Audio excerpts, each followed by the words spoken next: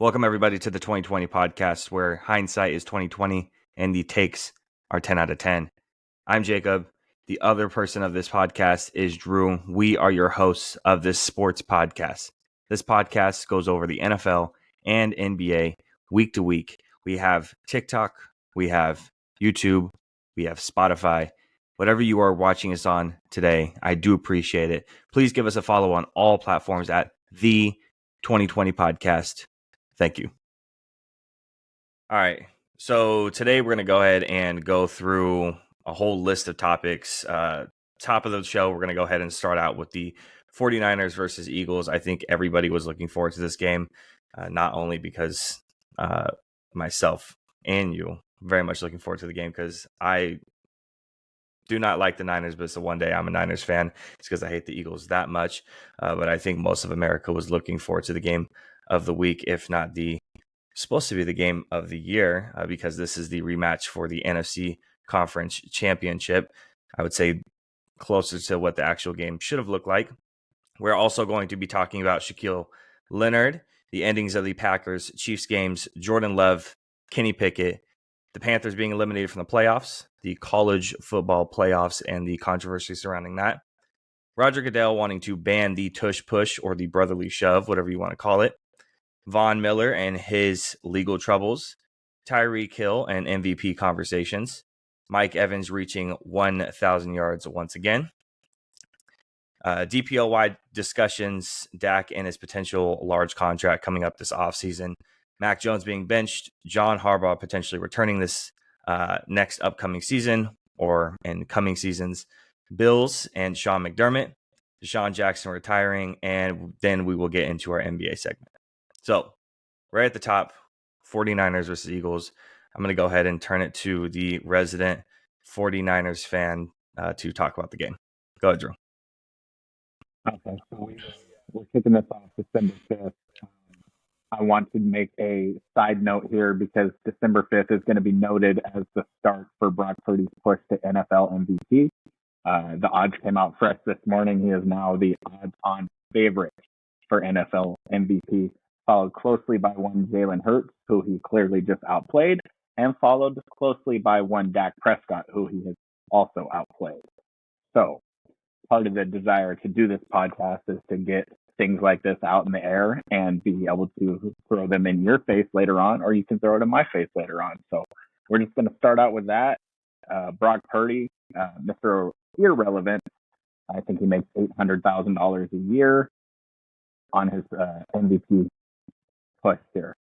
So going to the 49ers and Eagles, obviously this game was super important. For the 49ers, some would say not so much for the Eagles first because they felt like they had the clear control of the number one seed, obviously based off of how the game played out and some potential weaknesses that might be exposed. Maybe it was a little more important considering they have the Cowboys next week and the Seahawks after that.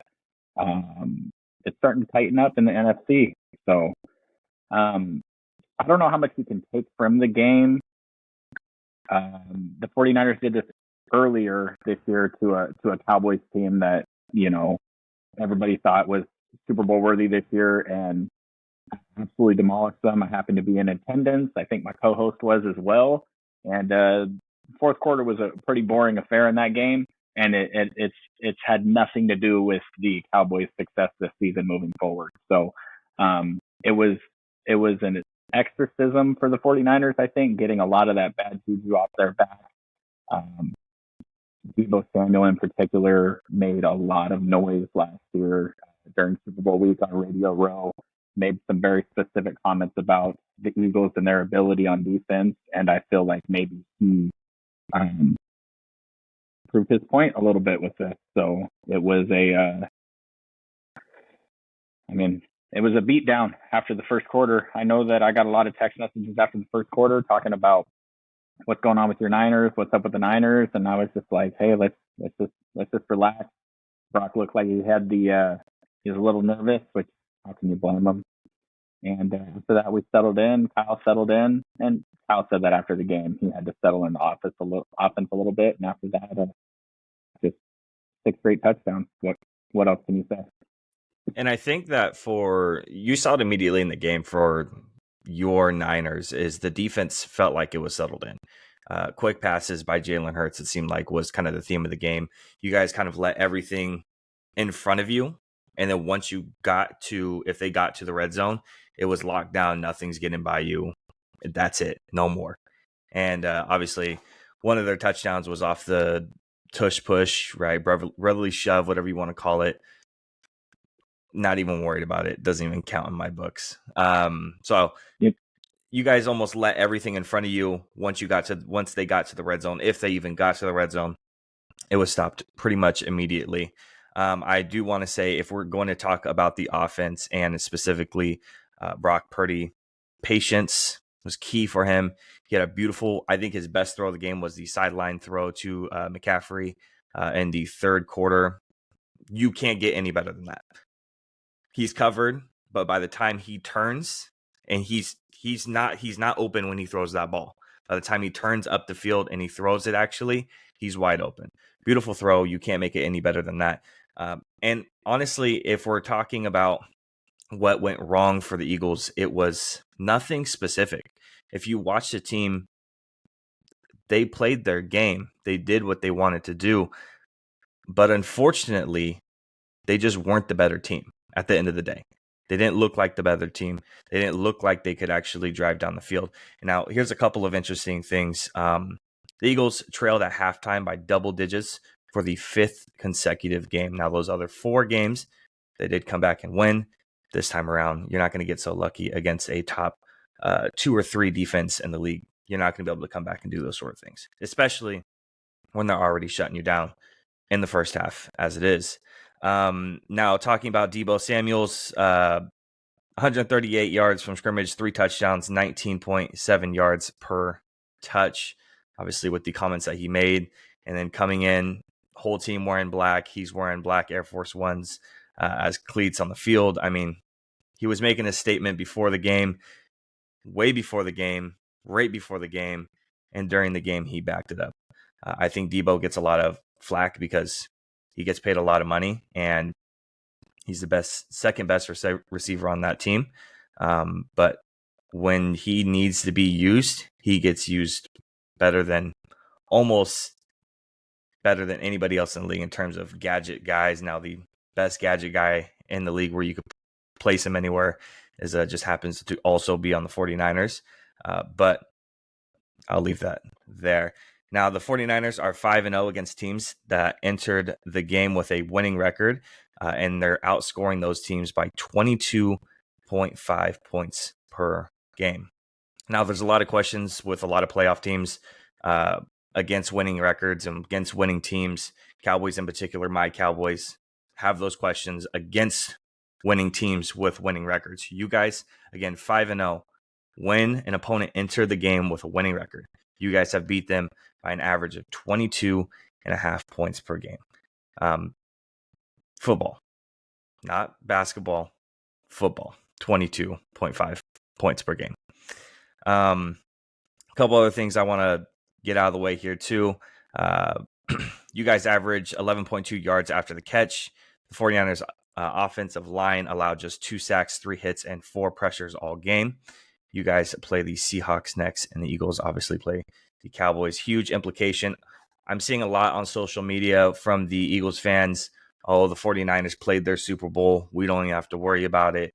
It wasn't even that big of a deal. They came with the intensity. We didn't. We played it like it's a regular season game. They played it like it was their Super Bowl. What do you say to that? I think fan reaction when anything like this happens, when a team gets exposed in a major way like that, it's always tends to be towards bitterness. I'm not a huge believer in regular season games mattering when it comes to playoff implications outside of seeding. I don't think what happened to the Cowboys in the Niners game earlier this year is if we see them in the playoffs, we're going to beat them by 30 again. I don't have that thought process. If we see the Eagles again in the playoffs, I don't have the thought process that what's going to happen is going to happen. But I do believe that the 49ers were very confident in their game plan for the NFC Championship game last year. Even on the play that Brock got hurt, Brandon Ayuk is wide open in the end zone on that play. If he completes that play, it's a touchdown there. I feel like they were very confident in that game plan. I believe they brought a lot of that game plan this week. They came out and executed it. And the thing about it is when the talent on the field is equal, I always take it down to the coaching. And I believe that when it comes to us, there's been a few coaches out there that have had Kyle over the years. One of them, Andy Reid. I feel like when the talent is equal, the coaches tend to win out. And realistically,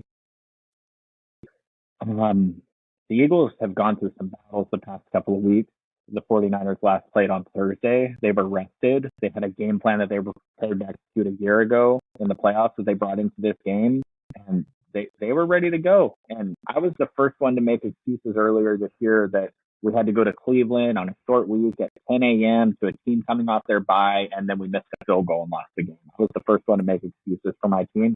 So I'll let the Eagles fans make the same excuses because when the playoffs come around, everybody's going to be well rested. But the difference here is the Super Bowl contender for the NFC wants the playoffs to come through their house. And if the Eagles have to come to Levi's, during the playoffs, it's a completely different ball game, or the Cowboys. It's a completely different ball game than the 49ers or Cowboys having to go back to the link during that weather and all that stuff. So it's critically important for both the Cowboys and the 49ers if they want to get to the Super Bowl this year to try to wrestle away that home field advantage, because it just makes the pathway so much easier when you consider the bye and home field advantage. And you brought it up earlier this week as the Lions have a sneaky chance as well to close out and potentially get that first round bye. And with their upcoming schedule being pretty easy in comparison to some of the other teams that are pushing for that, they do have a sneaky good chance. It kind of just depends on how everybody executes these next couple of weeks and where it kind of all falls in line. Now, the one thing is you guys had your way running the ball, whether it was Christian McCaffrey or whether that's Debo when he touched the ball. One big part of that for the Eagles is missing linebackers. Now, Shaq Leonard did make his decision, and he is going to sign with the Eagles. Unfortunately, coming down to the Cowboys and the Eagles, obviously, I was hoping to get Shaq Leonard. Now, there is some baggage that comes with Shaq Leonard. Now, some people might say, why do they want Shaq Leonard? Why would they even want to grab him? Every single time the Eagles sign a guy, it seems to be another person, really. Why do they get him? Why do they get this guy? Why do they get that guy? Some people might not be aware. Nakobe Dean is on IR due to a Liz Frank injury. Zach Cunningham missed a week 13 due to a hamstring injury. Just a couple nagging things that's been bothering them in the linebacker room. And Shaq Leonard can round that out. Now, it is just a one-year deal. He is reuniting with Nick Sirianni, who was the Colts offensive coordinator from 2018 to 2020, where he was an all-pro. In 9 games this year, 65 tackles. Last year, 11 tackles, 1 interception. And then the year before that, 122 tackles and 4 interceptions. Great numbers, not last year, but the year before. He is injury prone.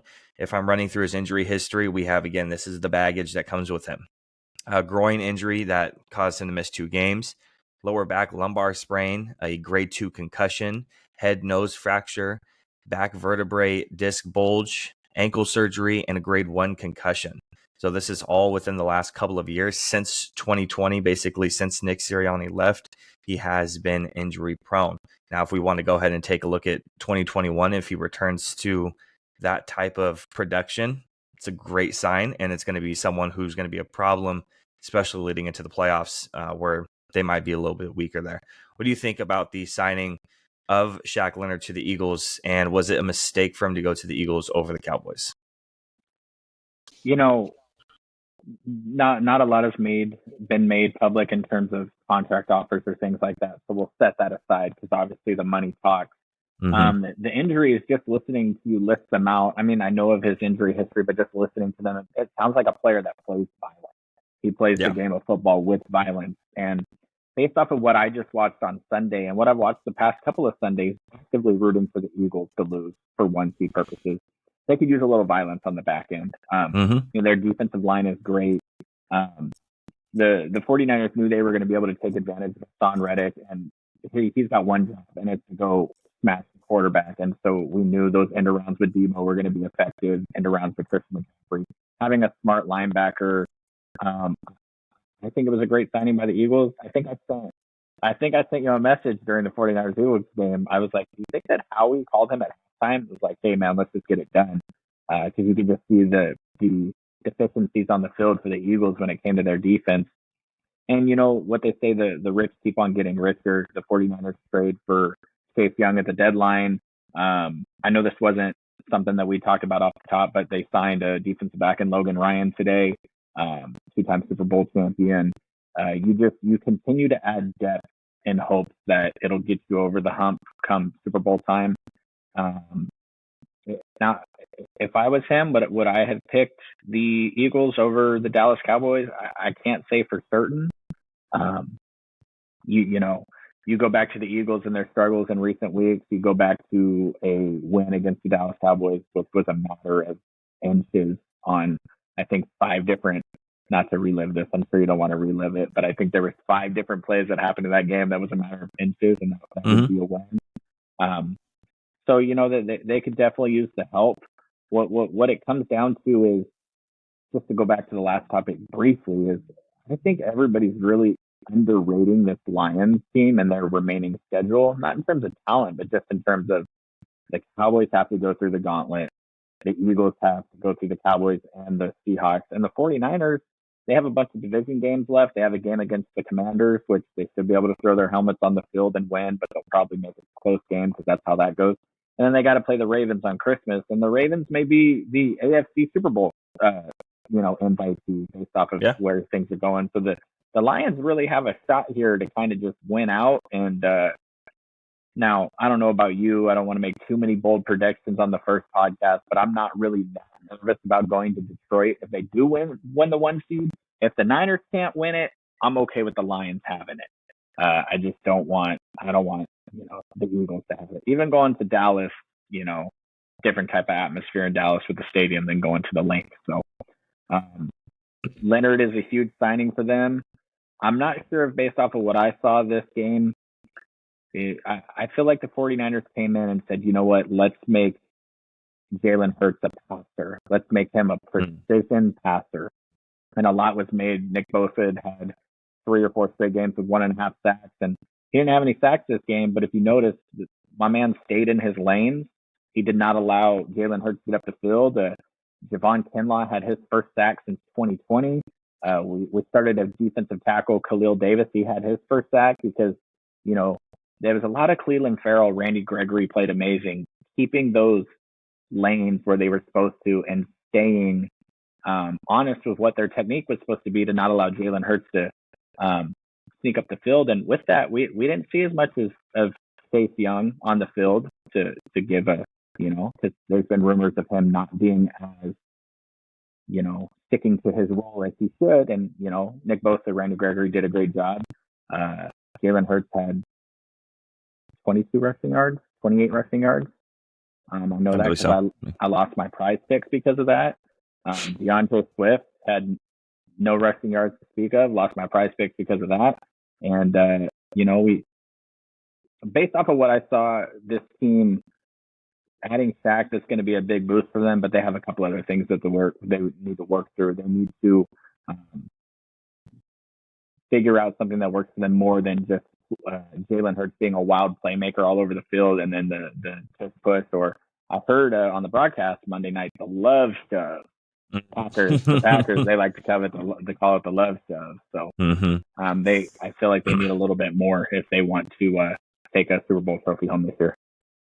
Yeah, and I think that when it comes to Jalen Hurts' passing ability, last year I think he was fantastic. I think he was a well-rounded player.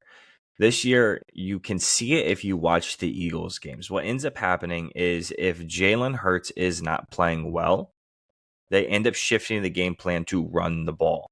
And with that offensive line, arguably the number 1 offensive line in the league, maybe not even arguably at this point, number 1 offensive line in the league, they create the holes for a talented running back in DeAndre Swift. And because of that, he doesn't have to throw as much a little bit later on. Now, when you are playing a team like the 49ers, who are extremely talented against all facets of offense, but they are very talented against the run, you're not going to have those opportunities. And like you said, let's make Jalen Hurts a passer. Beat us passing. If you can beat us, we gave it to you. That's okay. But if you can't, that's what we game plan for. And that's what makes Shanahan so good. Just like you talked about when it comes to talent, player versus player, it comes down to the coaches. And the 49ers have the better coach, head and shoulders above. I don't think it's very close. And because of that, you guys win the game. So signing Shaq, huge in my opinion. Even with the baggage, kind of for some teams, the baggage might not be something that they want. For someone like the Eagles and the Cowboys, the baggage didn't matter that much. Leighton Vander Esch out for the year on IR with his injury. So them, Nakobe Dean on IR due to his Liz Frank injury. So I just think that each team had something to gain to this signing. Again, even with the baggage, something to gain. And we'll see if he made the right decision come playoff time. Now, talking about games, and we love to get controversial. Packers versus Chiefs. I don't want to talk about the whole game. Specifically, I want to talk about the calls or the no calls, the refereeing in this game, the end of it specifically. MVS, Travis Kelce, Patrick Mahomes, all involved in calls or non-calls at the end of this game that did shape it. And now not only that did it shape it, but the refs and that committee doubled down on all their calls and said all the calls were correct. Now, for me personally, on the pass interference or the non-pass interference calls, I'm going to throw this out there. MVS, yeah, totally interfered with, in my opinion. No hand fighting. Cornerback Carrington Valentine got there early. I don't think anyone really has any issues. So doubling down on a call like that, not the right call. With what comes to Travis Kelce, then potentially talking about the Hail Mary interfered. It's the end of the game. Not a lot of refs are going to throw that there. They're not going to. And on top of that, a lot of hand fighting between both of them. I don't think it's really pass interference regardless. Between the end of the game and the hand fighting and where they're at, I don't think it's there. When it comes to just the pass interference calls, one is incorrect. I think the other one is correct. The NFL has jumped the shark with these pass interference calls. It was meant so you wouldn't tackle the player as it went by. And the statute, the wording of the rule needs to be changed to, man, if that corner is step on step and they're hand fighting and he gets his head back around to watch the ball, to me it's a no call every time. The defensive back went through the back of MVS on that play. It's 100% a pass interference call. I'm a little sick of the fourth quarter comebacks being the huck the ball up and hope for the penalty. But in this case, Patrick Mahomes makes a great throw. MVS is where he's supposed to be. He interfered. Going to the other one, it's never going to happen. It's a Hail Mary. I'm okay with the no call there. And also, it was 100% not late hit on Patrick Mahomes on the way out. But you know what, man? That's Patrick Mahomes, and he's the face of the league. They're going to protect him every single time. I have no problem with that. I have no problem with them protecting the star quarterbacks in the league. It just is what it is. That's how the NFL makes money. Now, when you get Trevor Siemian back there, they can tee off on that guy for all I care. If you get Cooper Rush in there, the stars deserve the protection. Yeah, I think when it comes to the hit on Patrick Mahomes, sure, bad call, absolutely. But regardless of if it was a late hit or not, they would have thrown a flag. You can't hit a quarterback like that, not anymore, without a flag being thrown. At the end of the day, whether you like the call or not, or you think the game is, as some people would put it, pussified, or it's getting soft, it is the standard. And as a player, you must know the standard. This comes down to the player, right? Who hits Patrick Mahomes? You're right there out of bounds. Why hit him like that? What's the point?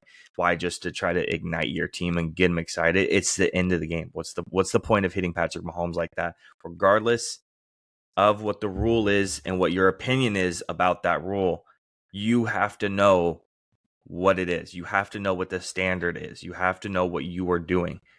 And it's not like this has been a brand new thing, right? Most of these guys who are coming up now, they know exactly what's going on because they've grown up with these rules now. Sure, have they gotten a little bit more and more protective? Absolutely. But again, like you said, it's a business, and we are going to protect these star players, and Patrick Mahomes is one of those guys. You can't hit people like that. Can't hit a quarterback like that, I should say. And then the last thing that I don't think a lot of people are talking about with these Packers versus Chiefs game is the officials should have had a 10-second runoff off the clock. I don't know if you saw that. So language straight out of the NFL rulebook.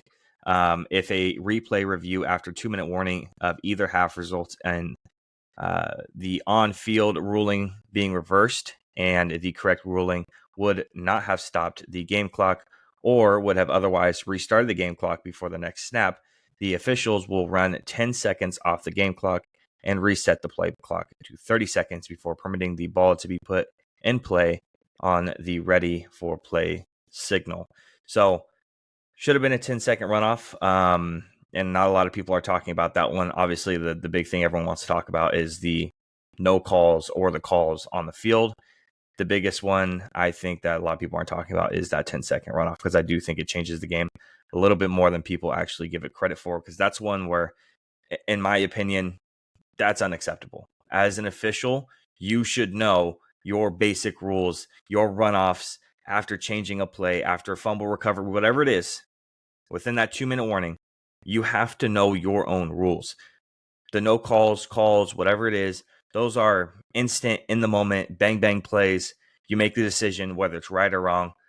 But when it comes to your own rules, you have to know them. Yeah, there was a lot of strangeness going on with the officiating. Yes, on Monday and Sunday. Obviously, I don't want to drag us back to our number one topic, but there was some wild stuff in the 49ers-Eagles game. Right before that Dre Greenlaw play, Jalen Hargrave, who's a former Eagle, hit Jalen Hurts. You know, as a 49ers fan, I got to say it was probably a little late, and there's no call on that. The inconsistency in the way the game is called is what is frustrating, I think, for fans and teams and everything like that. I think if there was a standard and it was held to, I think that the sucky part of it is the more violent the hit, the more likelihood the call is going to be made. He laid Patrick Mahomes out on the sideline there. It looked pretty bad, and so they threw a flag on it. Mm-hmm. Even if the hit was clean, he was in bounds. He was going out of bounds. However you want to call it there, it looked like a violent hit, and it drew a penalty. So yeah, and I think there's a big difference, right? I mean, between Patrick Mahomes going out of bounds and he's not initiating that contact, and if you go and you take a rewind all the way back to Thursday night where Dak is taking that ball in and he's tucking it and he's running and he gets in the face of that defensive back after initiating contact, it's different, right? You get tackled, brought to the ground, but you initiated that contact. One's going to the ground, the other one isn't. It's a huge difference. And again, it's consistency. It's knowing the rules. It's something that is definitely going to frustrate everybody. Shifting gears, though, talking about the Packers, I do want to talk about their maybe future quarterback, Jordan Love. Jordan Love's a baller. Jordan Love is a baller. So a lot of slow start for Jordan Love right out of the start of the season, right? Now, November 5th to December 3rd, he is 115 for 174. That's 66% completion percentage, 11 touchdowns, 2 interceptions, 106.35 passer rating, and 4-1 during this stretch of games. In the stretch of games, too, he played the Rams, the Steelers, the Chargers, the Lions, and the Chiefs. So talking about Jordan Love, obviously he's picking up his heat. He's starting to find the stride in his step at the right time in the season. With who is left, the Giants, Bucks, Panthers, Vikings, and Bears, He is projected to close out at 10-6 with 4,060 yards, 61.3 completion percentage, 31 touchdowns, 14 interceptions, 90.2 quarterback rating. Now, if obviously some people don't like comparisons all the time, and making comparisons sometimes isn't fair, but if we take a look at Aaron Rodgers' first full season in 2008, we have a 6-10 start, 4,038 yards, 63.6 completion percentage, 28 touchdowns, 13 interceptions, and a 93.9 rating. A lot of very similar statistical things going on with Jordan Love and Aaron Rodgers, years apart, obviously, but the record for Jordan Love is significantly better, obviously making a playoff push at this time of the year. So he's a baller. We already heard it from you, but let's get a little bit more. What do we think? Even during the broadcast, they had this video comparison of where they showed Brett Favre making a throw up on his toes and Aaron Rodgers making a throw up on his toes and Jordan Love. I mean, the dude hucked the ball up and the wide receiver caught it. I don't know if it was a great idea, but he made a play, and that's what playmakers do. They make plays. Now, I think Jordan Love is probably going to end up terrible just because the karma of the Packers has to retro back at some point. They don't get Favre, Rodgers, and then Jordan Love turning into a perennial All-Pro. It's just not fair. I don't think the NFL gods will allow it. But from what I've seen, I saw Jordan Love against the 49ers defense last offseason in the preseason.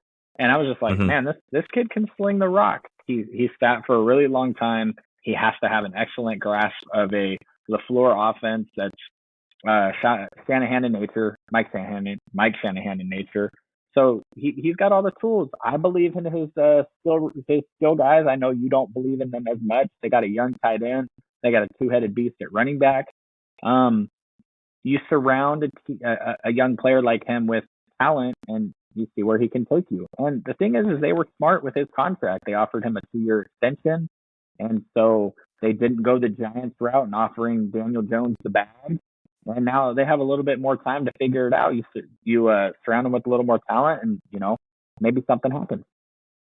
Yeah, no, absolutely. And when it comes to the talent around him, whether someone believes in that talent or not, I think the one thing that can be said about that talent is young, right? I mean, young wide receiver core, young tight ends, the longest tenured vets when it comes to the weapons on the offense are your running backs. Yeah, two-headed beast. They're running back with Aaron Jones and A.J. Dillon, two guys who could be starters on any team. But when it comes to those wide receivers and the tight ends, him leading them to potentially, again, what he's projected to be, if people win the games that they're supposed to win, which doesn't always happen, a potential 10-6 record, but also pushing for a spot in the playoffs. Whatever the record is, I think what the goal is getting in those playoffs, whether it's 10-6, 9-7, whatever it is, we're looking for something, right?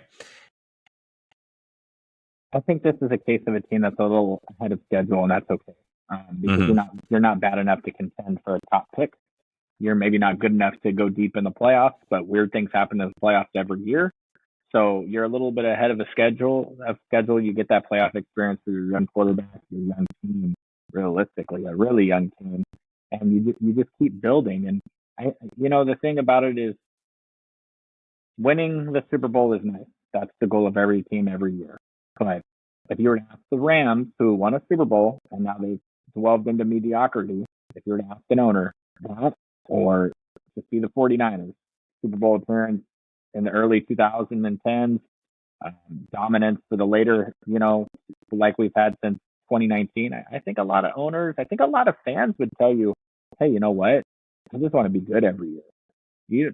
You want to win the Super Bowl, but you want to see your team win. You don't want to be a laughing stock. Nobody out there is happy to be a Carolina Panthers fan today. No, that's true. And I think if we rewind a little bit and we talk about coaching and how important coaching is, number one thing with coaching, whether you think on the field it is mainly a coach's problem or it's a player's problem when something goes right or wrong, quarterbacks are the product a lot of times from their coaches, right? Coaching, their development, And we can see it right now, right? Jordan Love can sit behind, and he sits behind Aaron Rodgers for a couple of years, and he learns the system, and now he's going out there, and obviously with some hiccups there in the beginning, he's starting to hit the stride.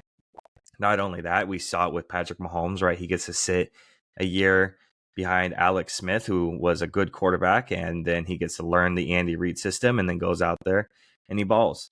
Or you can throw your guys out there like Bryce Young, who apparently, when it comes to the Panthers staff, and we'll talk about it a little bit later, wanted him to be benched midway through the season for developmental reasons. That didn't happen. Or you have Kenny Pickett, who gets an awful offensive coordinator, which we'll talk about next. It all kind of depends on your coach, right? With a lot of the successful quarterbacks around the league, you're going to see good coaches standing behind them.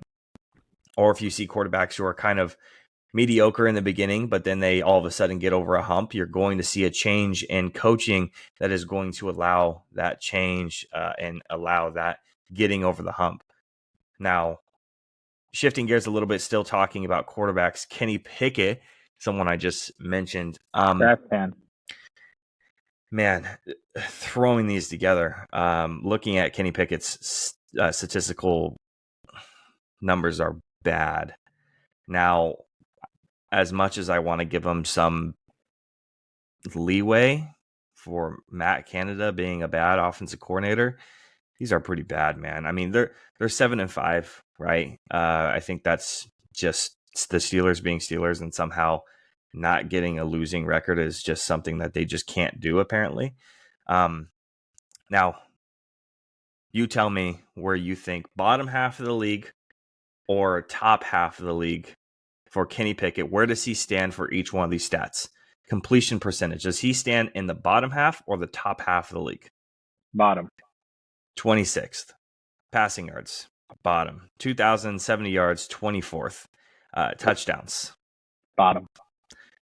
31st. 6 touchdowns.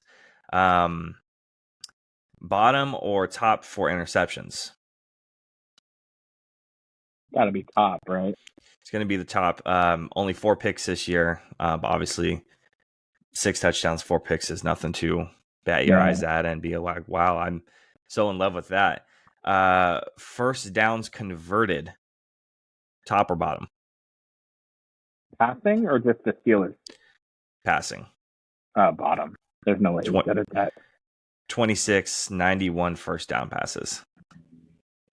And sacks taken, do you think top or bottom on this one here?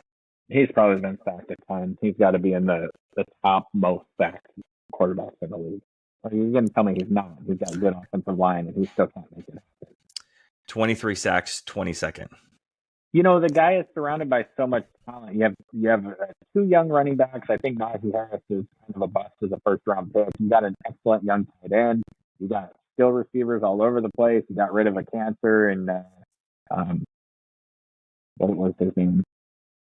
The coordinator? The wide receiver that they got rid of last year. Sent him to the Bears. Oh, Chase Claypool. Yeah, you got excellent offense. That's probably why they have such a good record. He is not elevating that team by any means. He's dragging that team down. And I think if you take any, baseball has the wins above replacement stat. If you took any replacement level player, if you took Derek Carr, if you took Jimmy Garoppolo, and you put them on that Steelers team, they're probably 7-5 or even a little bit better. Mike Tomlin, that man is a wizard. I don't know what deal he made with whoever he made it with, but the man just does not have losing seasons. So he hasn't had a good quarterback since Ben Roethlisberger. Now, Kenny Pickett wasn't a top 5 pick. I think you can move off of this guy fairly easy. Can you imagine the Steelers with a healthy Kirk Cousins next year? Yeah, and I think just to amplify the talent around him, he's 10.3 yards per completion is where he's at, but when it comes to air yards per completion, he's at 3.2. So 3.2 air yards per completion is where he's sitting, but he's averaging a little bit higher than that when it comes to the actual completion itself. But again, that has everything to do with the people around him. So when you talk about guys like Deontay Johnson, and you have a guy like Pat Fryermuth, and why am I forgetting young cat's name? Pickens? Who's Pickens, right? Pickett, So when you Pickett to Pickens. right, so when you have not very often, No, when not you at all. ha- I have him on the fantasy team, not often at all. so when you have guys who are that talented, people who a lot of people would want a lot of those guys on their team. As much as um, I love our tight end and Jake Ferguson, I wouldn't mind a Pat Fryermuth, right next to him. It's a very similar player, if not better, and he's right there. Very talented. And if Kirk Cousins gets talent level like that, and again, 22nd in the league when it comes to being sacked, 23 sacks this season for Kenny Pickett. He gets protection around him. I think we're looking at a very good Kirk Cousins and almost a Tush situation coming back from injury, which I would appreciate. I think you and I are both big Kirk Cousins fans, and we'd love to see him succeed. My man, Kenny Pickett, he's just tapioca pudding. He's just like, he's not throwing Right. a bunch of picks. He's not like, there's a couple of really, really awesome Justin Fields, I'll call lowlights, because they were terrible plays. You don't see a ton of that stuff out of Kenny Pickett. He's just not doing anything. He's not moving the offense. He's not making anything happen. He's not playing inspired football. And the days of giving these guys 4 or 5 years is over. There's a Bo Nix coming out of Oregon this year that's going to be a late first round pick, and you just recycle. That you can't waste seasons in the NFL anymore when there's so much parity. There's so much ability. Right. My guy Jake Browning, Folsom High School, might get the Bengals in the playoffs this year because there's so much parity in the, like Tom Brady said, maybe the football's not that great this year, but Pickens, not Pickens. Pickens is a baller. Pickens, this may be his last season as a full-time starter in the NFL, and maybe he sits for a couple of seasons and develops a little bit more, and he has the Geno Smith resurgence, and everything's good. But there's definitely talent disparities between a couple of the young quarterbacks I know we're going to talk about. But I mean, what would Bryce Young look on the Steelers team with all that talent, as opposed to not having a wide receiver, not having a Christian McCaffrey at running back like the Panthers currently have? So when you have all the talent on the team and you're not making a difference, I think they're going to take the keys away from you pretty quickly. I think something to remember too, I think the Geno Smith thing is interesting. I think something to remember when it comes to Geno Smith is he was talented coming out of college, genuinely talented, arm talent was there. It's just not putting it all together with a not talented Jets team and getting punched in the goddamn jaw is probably not a great look for the team itself. Kenny Pickett is the guy that we probably thought he was. Not a great arm talent. You got baby hands. Not that great in terms of mobility. He's okay, but he's not amazing. Decision making's fine. I mean, he's coming out of Pitt. It's not like we're talking about a guy who's coming from a winning school or a school that's known for producing quarterbacks as of recent or with the history, anything like that. I mean, when it comes to he's bled, maybe even mediocre or worse. I mean, he's 57 bad throws, right? Bad throws this season. That puts him at 18.4% of his passes are bad throws. 18%. I'd rather not take a guy where 18% of his passes are bad. Is it even a surprise at this point, though? I feel like when a young quarterback hits, it's more shocking nowadays than when they don't hit. I think that when you look at Pickett, wow, that's frustrating. When you look at Pickett and you compare him to, I know we're going to talk about my guy later, but CJ Stroud, it's just what CJ Stroud is doing is absolutely incredible, and what Pickett is doing is probably expected. Yeah, no, absolutely. I agree. Now, talking about young quarterbacks, again, we're still on the trend of young quarterbacks. We're going to move into the Panthers.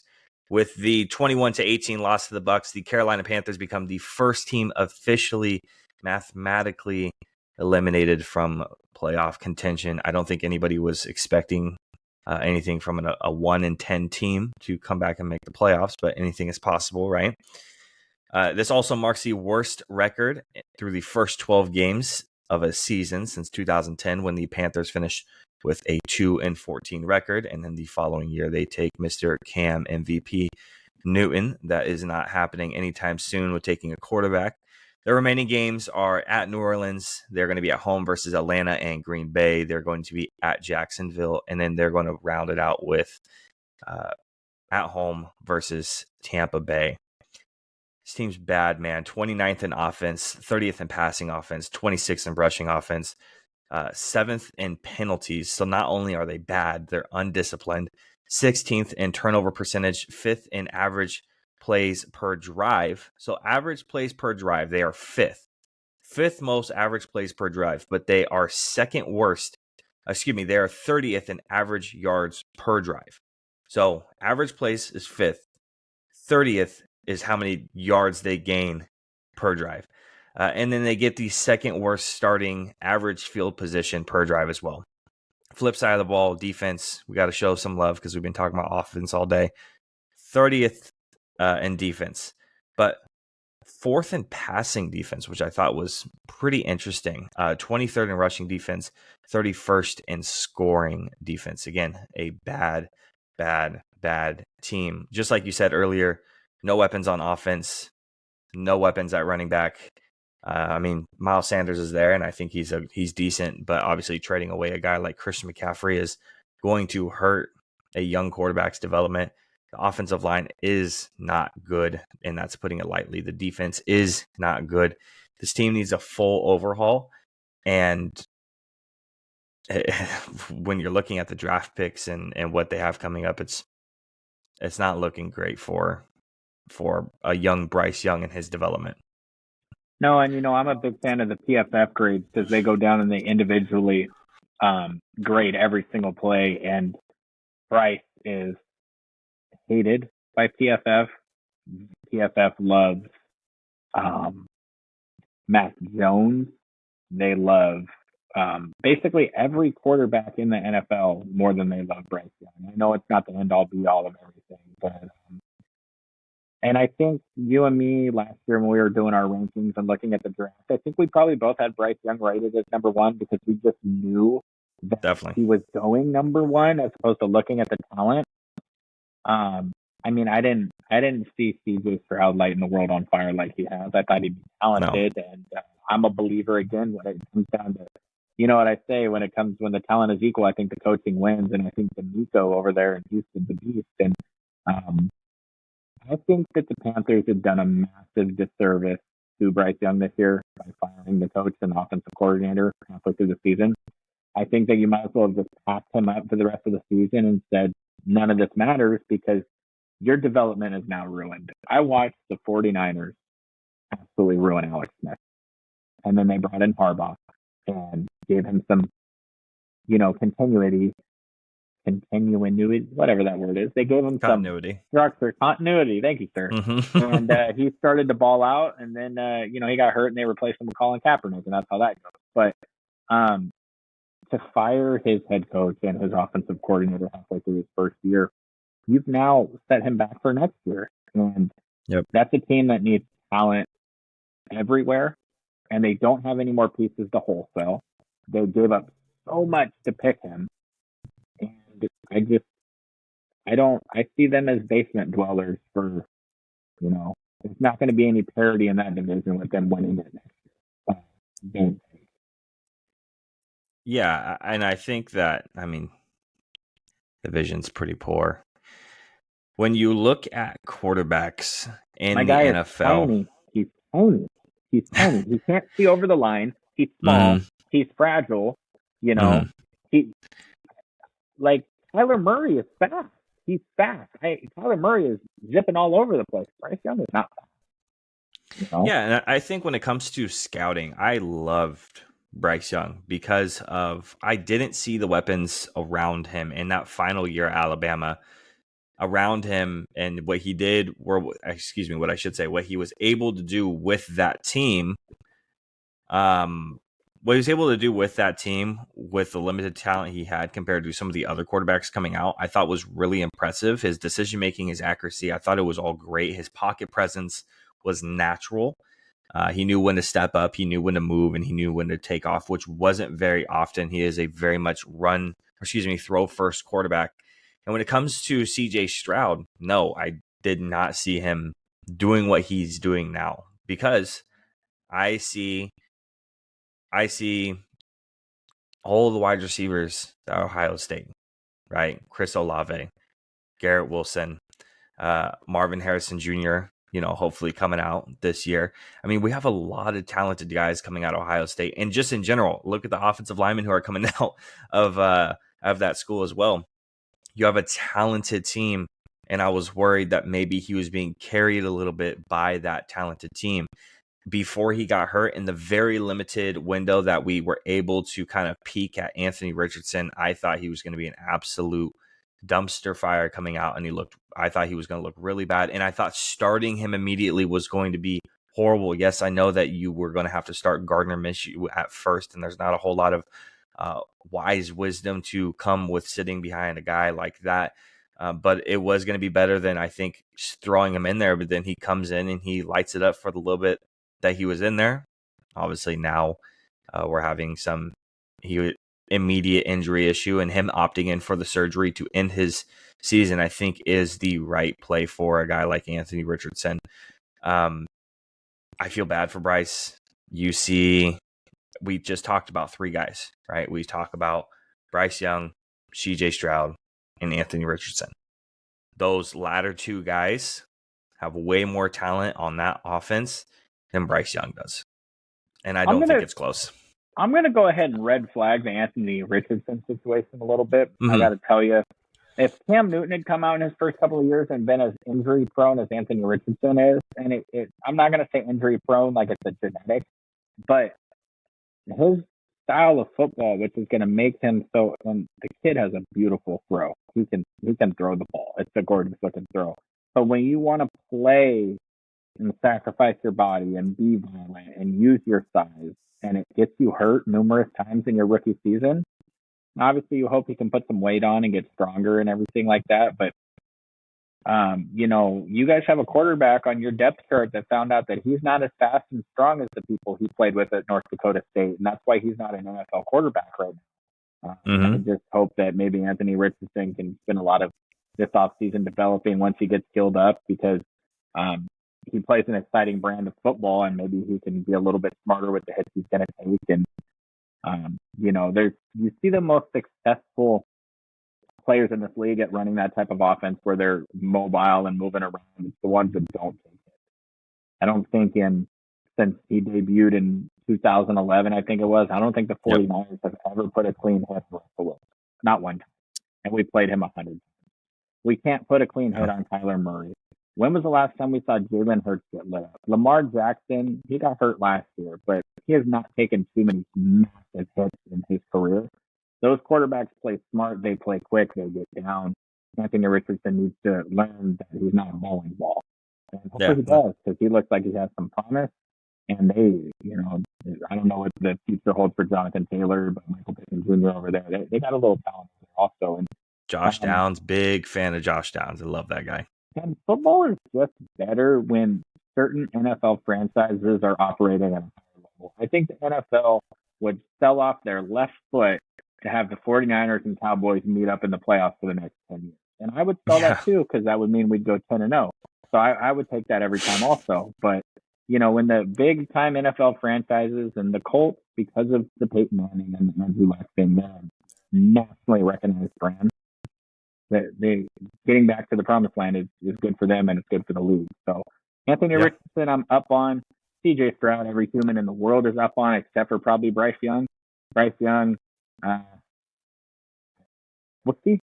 Maybe they make some really good picks. Maybe they find a couple of really talented guys in the later rounds, but their draft cabinet's a little empty, and I'm not sure exactly. They're going to have to overpay big time for free agents.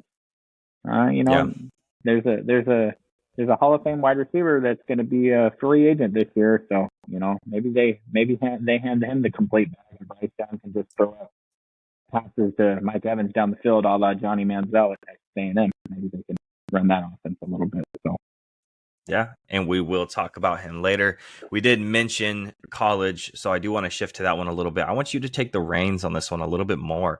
The college football playoffs, Michigan versus Alabama, Washington versus Texas, FSU being left out. Now, the controversy around that obviously is that very end, right? You have Florida State being left out of the college football playoffs. Now, bring me through what led up to this. Why is FSU being left out opposed to Alabama? And what's your thoughts about it? It's very simple. It's very simple. The biggest sport in the United States is the NFL. And on any given week, the NFL draws. The 49ers and Eagles just had the most watched Sunday football game of all time, regular season, right? Mm. The second tier sport in this country is the NBA. The NBA would jump for joy if they could get 2 million viewers on a marquee a Christmas Day matchup, which is going to be completely neutered by the NFL this year because they play on Christmas, but they would die for 2 million viewers. Yeah. College football has 10 million random people on any given Saturday tuning in to watch Mizzou play football. So what this comes down to is FSU had an amazing season. There's no doubt about it. But when your star quarterback gets hurt and then his backup gets hurt, it's just not something. The college football playoff exists for one reason and one reason only, and it's to make money. And when you can put in Alabama, who frankly has carried the college football playoff over the past 10 years, when you can put Alabama in against Michigan, that the people that run college football, they got a printing press to make as much money as they want now. And the ratings for that game, and Michigan would have carried it anyway. It looks like Harbaugh has the red carpet to get his national championship this year as he escapes back to the NFL next year, most likely. It's all just about money. I feel bad for the fans at FSU, I really do. But Alabama lost to Texas. Where's Texas at? And they beat Georgia, who was the clear-cut number one all year, and they're healthy. And those, unfortunately or fortunately, depending on who you're a fan of, those things matter. And it comes down to money and who's going to watch. And frankly, nobody enjoyed the 49ers-Eagles game last year outside of people that lived in Philadelphia. That was not a fun game to watch. I watched every snap of it. Wasn't enjoyable. We don't need to see that. And you can tell me that their defense balled out. You can tell me that they deserve it. I agree with you. That's why they're going to a 12-team format. I agree with you. FSU deserved it 100%. But I operate in a land of understanding why this stuff happens and how it works. It's about money. College football is maximizing the ratings and the money it's going to make. And to be honest with you, when we're sitting there after Christmas and we're watching these games, we want name brand recognition and we want big time schools. And the third string quarterback at FSU doesn't, unless he's Tom Brady and we don't know about it yet. He doesn't check the bucket. Yeah, I think that's perfectly put. I really don't have anything else to add on to that one there. End of the day, it's a business, and that's the way when it's a decision-making process. Unlike the NFL isn't a decision-making process. It comes down to your record, tiebreakers. It's a hard, fast set of rules with 32 teams. College football playoffs comes down to a lot more than just 32 teams, all vying for and this year, 4 spots, right? Moving on, talking about the worst team in the league, the Eagles once again. Roger Goodell it is being reported that Roger Goodell wants the tush push to be banned. Now, I have a couple of interesting things to say about this because I'm conflicted, but first things first.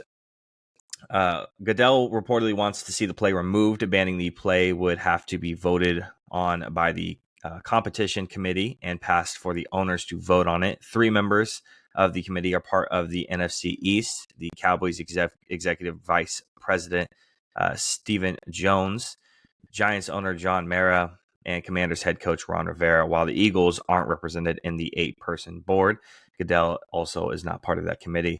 Any rule change needs the approval of 24 out of the 32 league owners. And when talking about the push itself, Philly has a 93.5 success rate when running the play since the start of the 2022 season.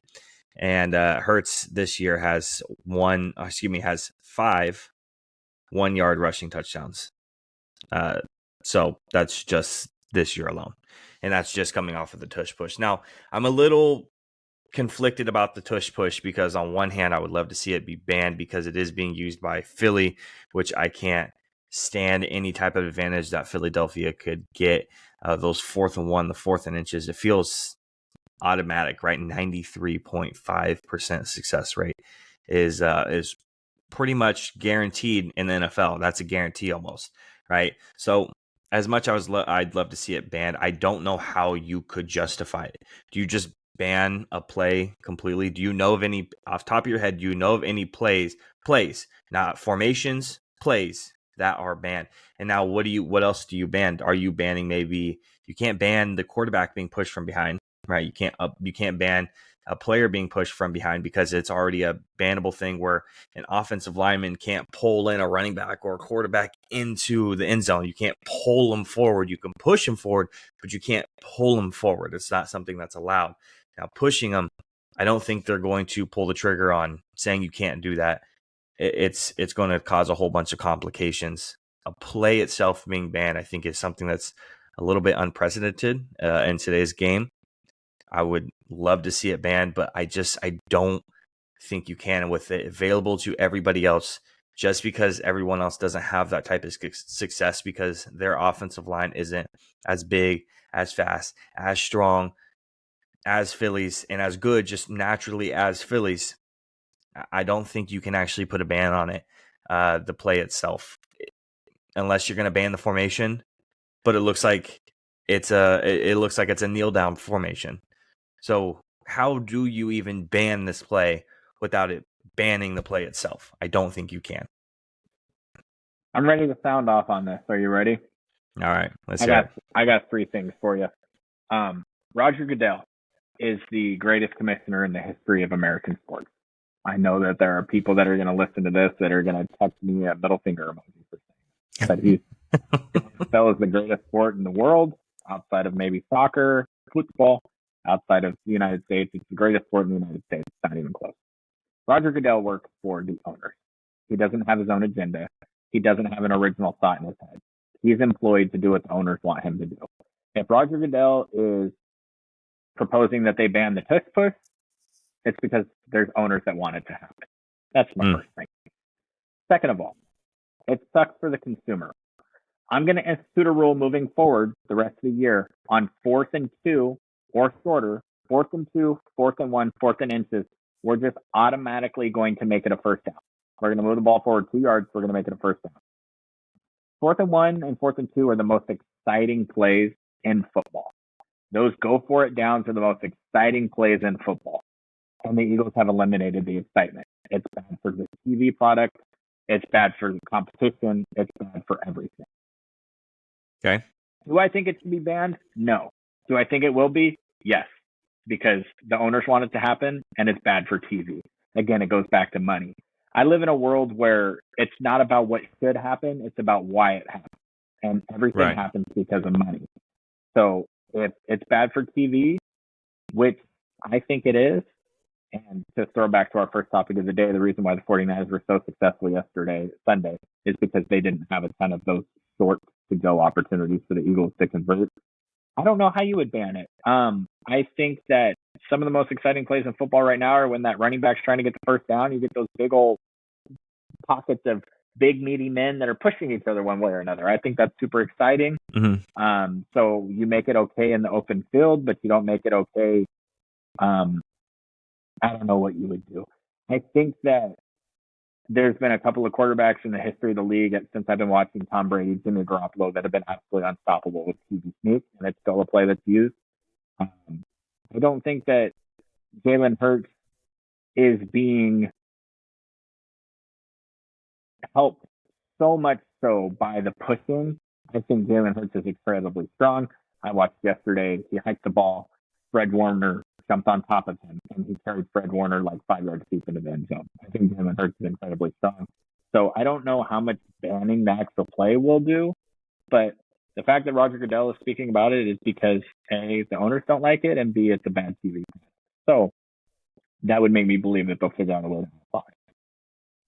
Yeah, well, I mean, when your quarterback squats 600 pounds, I think that, these might be a little strong. And I definitely think that the quarterback itself, Jalen Hurts, does make that huge difference there. Unfortunately, I might agree with you in terms of it probably will get banned. I just don't like the reasoning behind it. Again, banning the play instead of a formation or an act, or you can even justify it with injuries, because virtually little to no injuries have happened on that play itself. I agree. I just don't like the reasoning here. But it is what it is. So we're going to go ahead and switch gears to something else I really don't like talking about either. And that's going to be Von Miller on this one. Arrest warrant for Von Miller was for the charge of assaulting a pregnant person, which is a 3rd-degree felony. He was arrested on domestic abuse charges in his hometown of Dallas during the bye week. Miller's pregnant girlfriend called 911 on Wednesday. This would be last Wednesday, to say she was assaulted. She later told reporters in Dallas that the situation was blown out of proportion. The victim was not transported to the hospital, was treated for minor injuries on site. And the only thing the Bills have made statement-wise is we were made aware of the incident involving Von Miller. We are in the process of gathering more information, and we will have no further comment until this point. And that has held true. No further comment until this point. Technically, Von can go out there and play this Sunday and go out there and play. He's not going to, but he technically could go out there and play. Miller was under investigation. Just talk about more criminal kind of issues that he's having. Miller was under investigation by Parker, Colorado Police Department in 2021. The district attorney declined to move forward with the charges. Details regarding the investigation were not disclosed. Any charges or anything like that were not disclosed, but he was under investigation for something by Colorado police in 2021. So not a great look for Von, who has had a historic Hall of Fame level career, Super Bowl MVP, number 2 overall in 2011, goes out to beat the number 1 overall pick in the Super Bowl. You know, I think Von is one of those guys who's kind of a fan favorite between all his little antics and how good he is. It's just not a good look. How do you think this affects himself moving forward with his career, especially at his age, his career, and maybe even his legacy too? I want to be very careful with what I say on this particular topic. I don't want to get cut and clipped and go viral saying something stupid that I don't know much about. I know in the state of California, which is where I live, if me and my significant other get into a domestic dispute tonight and the cops are called, somebody goes to jail. They remove somebody from the situation, and that's part of the way that the police respond to domestic disputes here in California. Somebody leaves for the night. Doesn't have to be the person that called, doesn't have to be the person that didn't call. Just when there's something like that happens, I think that the 911 call will probably be released, and there'll be more information on this, and there'll be more information to come. I think in our 24/7 news media cycle here that we live in, and social media and everything, I think unfortunately it'll probably be something that's quickly forgotten unless something larger builds out of it. But at the end of the day, I think that I would like the NFL, and I'm going to be a hypocrite here because the 49ers have had these issues. Reuben Foster, a fullback, and Bruce Miller, Isaac Sopabawaga, where players have been involved in situations like that, and they've come out that Sunday and played. And I think when it's a player of talent that can affect the game, generally they end up playing because these teams want to win these games. I think that when there's an allegation that's made, and in Von Miller's case, he's from what I read briefly, he's kind of backtracked a little bit. You kind of mentioned it. When an allegation is made, I would like there to just be a mandatory. So you know what, we're gonna take it easy here for the next week or two. Maybe it's not a suspension, but just you're getting paid and all that stuff. But we need to detail it further because too often, we don't need Von Miller to go out on Sunday and have a signature moment on a nationally televised game and do his stack dance while he's under investigation for domestic violence. And at the end of the day, what it comes down to is if he gets paid, you're not hurting him if the allegation isn't necessarily comes out the way it said it is. But I think with this type of situation where he calls the police, states what happened, and then a couple days later says it was all overblown, I think we know probably what happened there. And arguments get out of hand, and sometimes it, takes some time to cool down and go over what happened, and sometimes there's other things involved. So I won't go too far into that. Legacy-wise, I think that Von Miller, one or two allegations here. Some people would say when there's smoke, there's fire. But at the end of the day, I think instead of jumping to conclusions every single time, we kind of have to let the process play out. I know a lot of people hate that kind of thing, but there is a situation where maybe he shouldn't play this Sunday, and maybe the Bills don't have to come out and say anything about, hey, we're not going to let him play this Sunday, but maybe you get in touch with his agent, you sit him down and say, hey, man, we know we stand behind you, you're our player, et cetera, but, for a week or two, we're just going to, and maybe that's best for everybody involved. Yeah, I think that it's unless there's a video that comes out, it's a Ring doorbell camera footage that somehow, some way gets leaked and it's Von Miller hitting his girlfriend or whatever. I think this is most likely going to blow over. I don't think this has a huge effect on his legacy in terms of it's something that is always going to be there with the NFL. Is there's always going to be people, because they are people at the end of the day, who are going to get into some type of legal trouble, whether that is for domestic abuse or whatever it is. It's always going to be there. So it's something that is going to blow over. There's been talks of maybe he might get put on the exempt list for the commissioner's exempt list, or just so he does not get paid and he can't play, that sort of thing.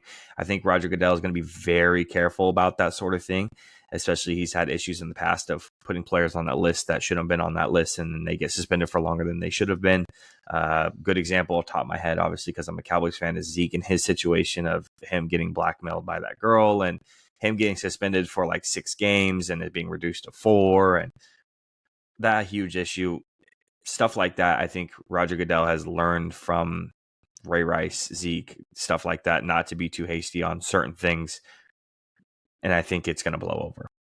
Yeah, what about that? Who the Bills punter? Was it the Bills again? Yes, it was. It was the Bills punter. Yeah, that huge thing that went on. Yeah. And I'm pretty sure this is dangerous, but I'm pretty sure he's been cleared of everything.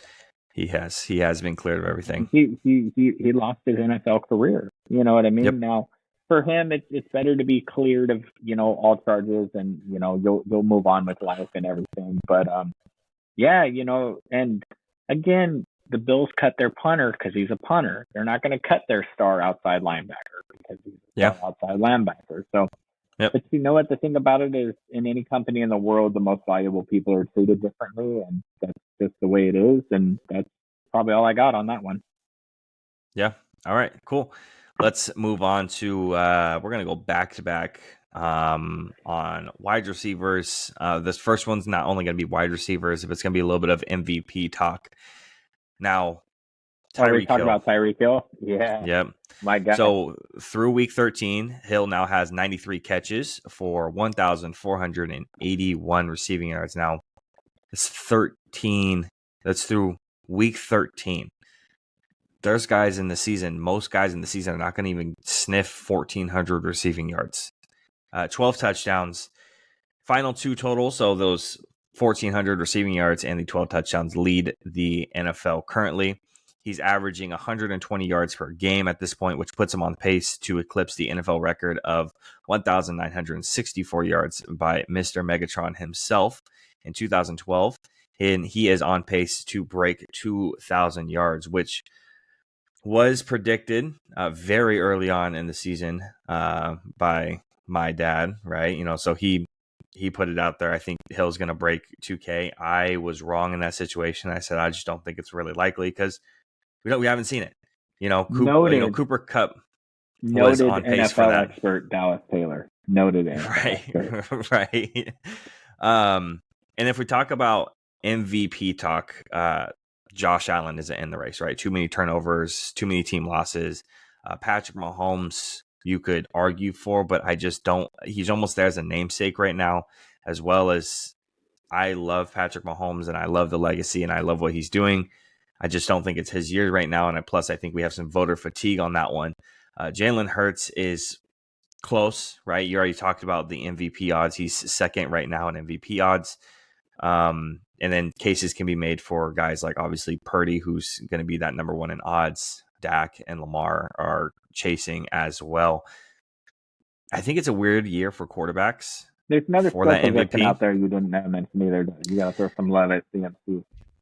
Yeah, and that's another thing I was going to say is when it comes to the MVP on the offensive side of the ball, it's quarterbacks and running backs. When it's not a quarterback, it's a running back. So the MVP award really is the quarterback award.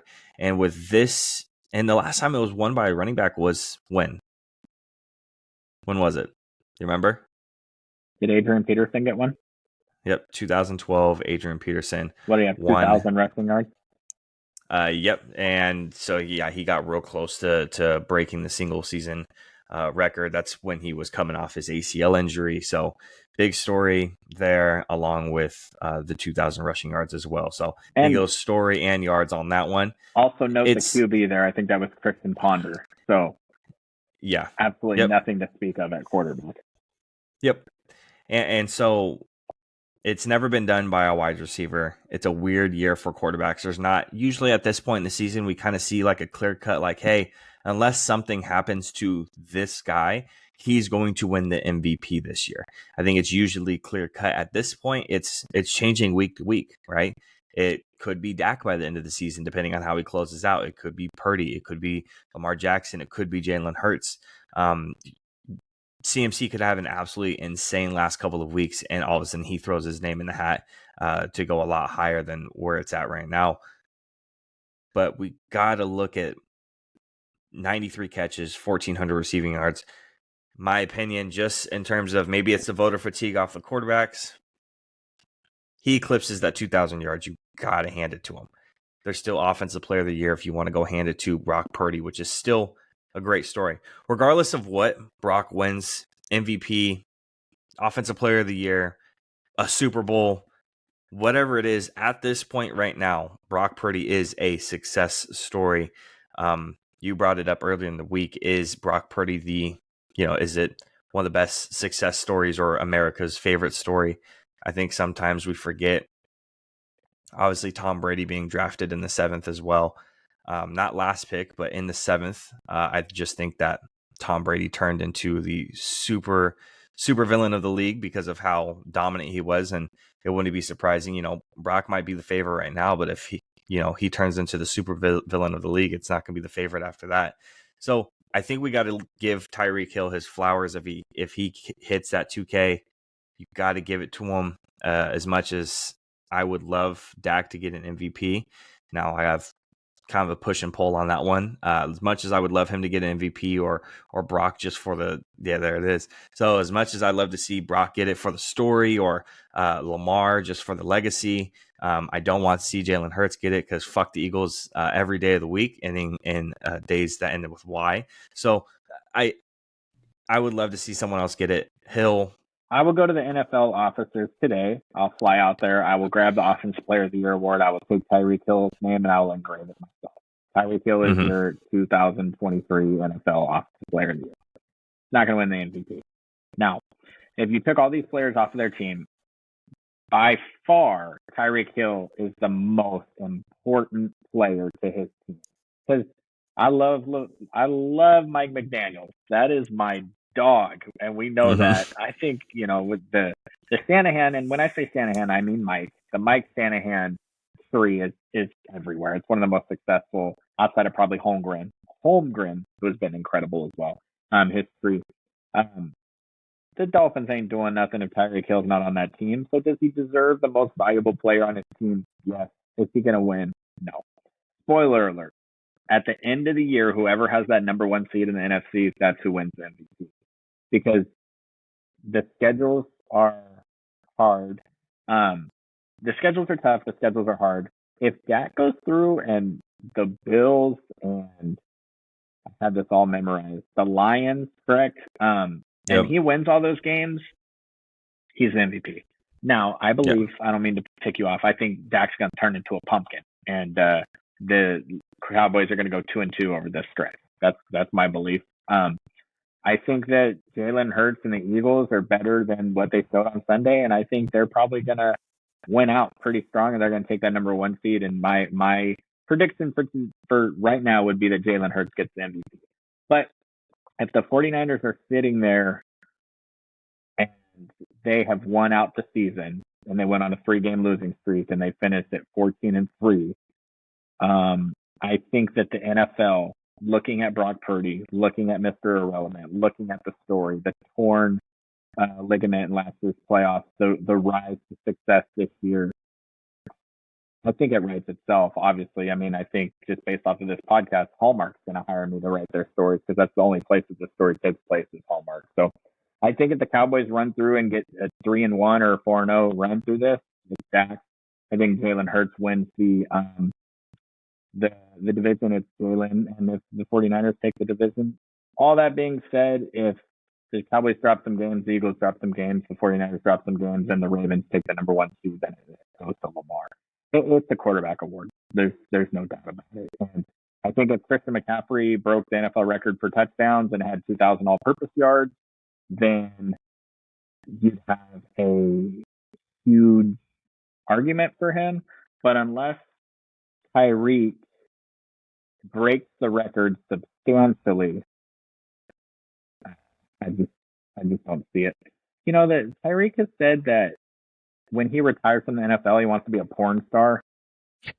He said some wild things, and the NFL doesn't want to crown their MVP and have them Google Tyreek Hill, and that's the first thing that pops up on a Google search when you got little Penny at home, 12 years old, wanting to learn more about Tyreek Hill. It's just not what they want. And when as a player, you have to think about that. You have to think about your reputation and what happens when they. How many times has Dak Prescott been the man of the year? Like, Dak Prescott is the shining face of the NFL. And I think, honestly, the thing with Dak, what they're going to be held against him is his performance in other seasons. He's been the touted king of the second tier. Jimmy, Hurt, Derek Carr, Dak. He's the king of that, but he's not in level one. The first year he's done it, I don't know if they're going to reward that. But if you guys go 3-1, 4-0 through this stretch and take the number one seed, how can you not? If Brock Purdy doesn't exist, Dak Prescott's number one in every statistic out there, NFL-wise. So, yeah. And I think that when it comes to success over the next couple of games, success in the playoffs for the Cowboys, it comes down to, obviously, Dak.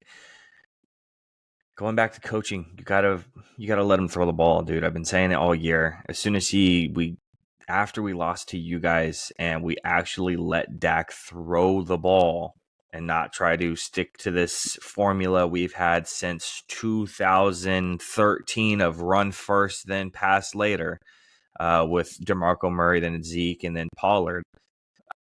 Let dude throw the ball. And because he's being allowed to throw the ball, sling the rock, that's why he's an MVP level season. Last year, again, we've talked about it. It's a fluke last year, coming off of an injury. He just did not have his best year. He was injury prone last year. He missed some games. He wasn't great. This year, he's doing what he's supposed to be doing. And to continue on with Dak, another guy that has offensive player of the year implications. Now, I think if Tyreek Hill doesn't get it, they give it to Christian McCaffrey just based off of the stats continue.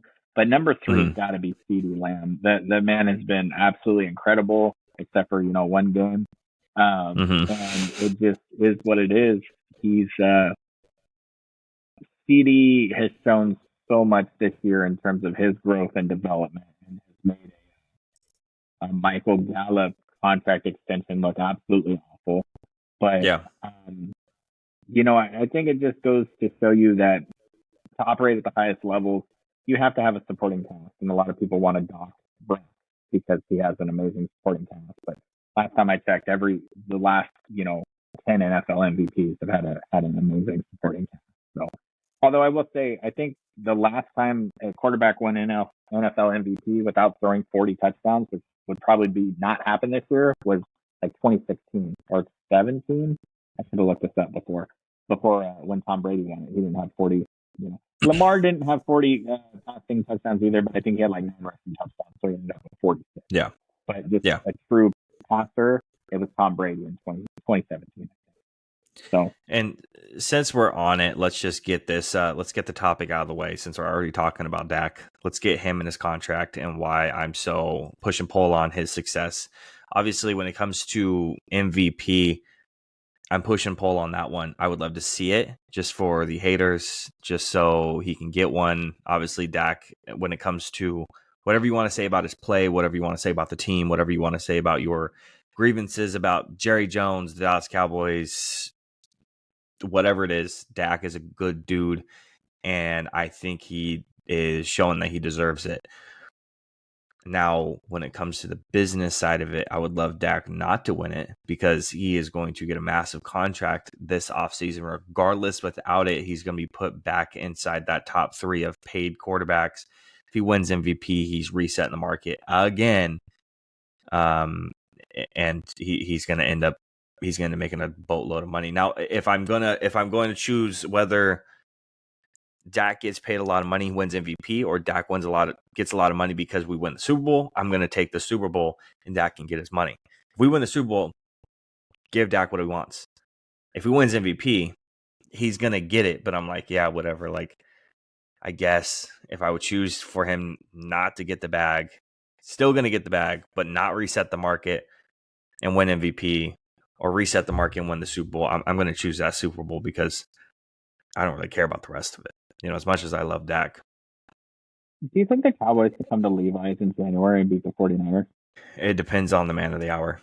Like, it depends on Dak at the end of the day. So let me put it to you this way: if the Cowboys are in the Super Bowl this year, it means that they most likely beat. Maybe they got lucky and only had to play one of the two, but somebody's going to have to go through both of them. Hopefully, it's not us. If the Cowboys are in the Super Bowl this year, he's earned every penny, even if they don't win the Super Bowl, because right, everybody has a bad game, it's a team effort or whatever. But I think honestly, if you guys finish out the season strong and you lose in the NFC Championship game, or if you lose in the game before that, I think he's getting paid regardless. I think he's shown this year that he deserves it. Coming into this year, I did not think he did.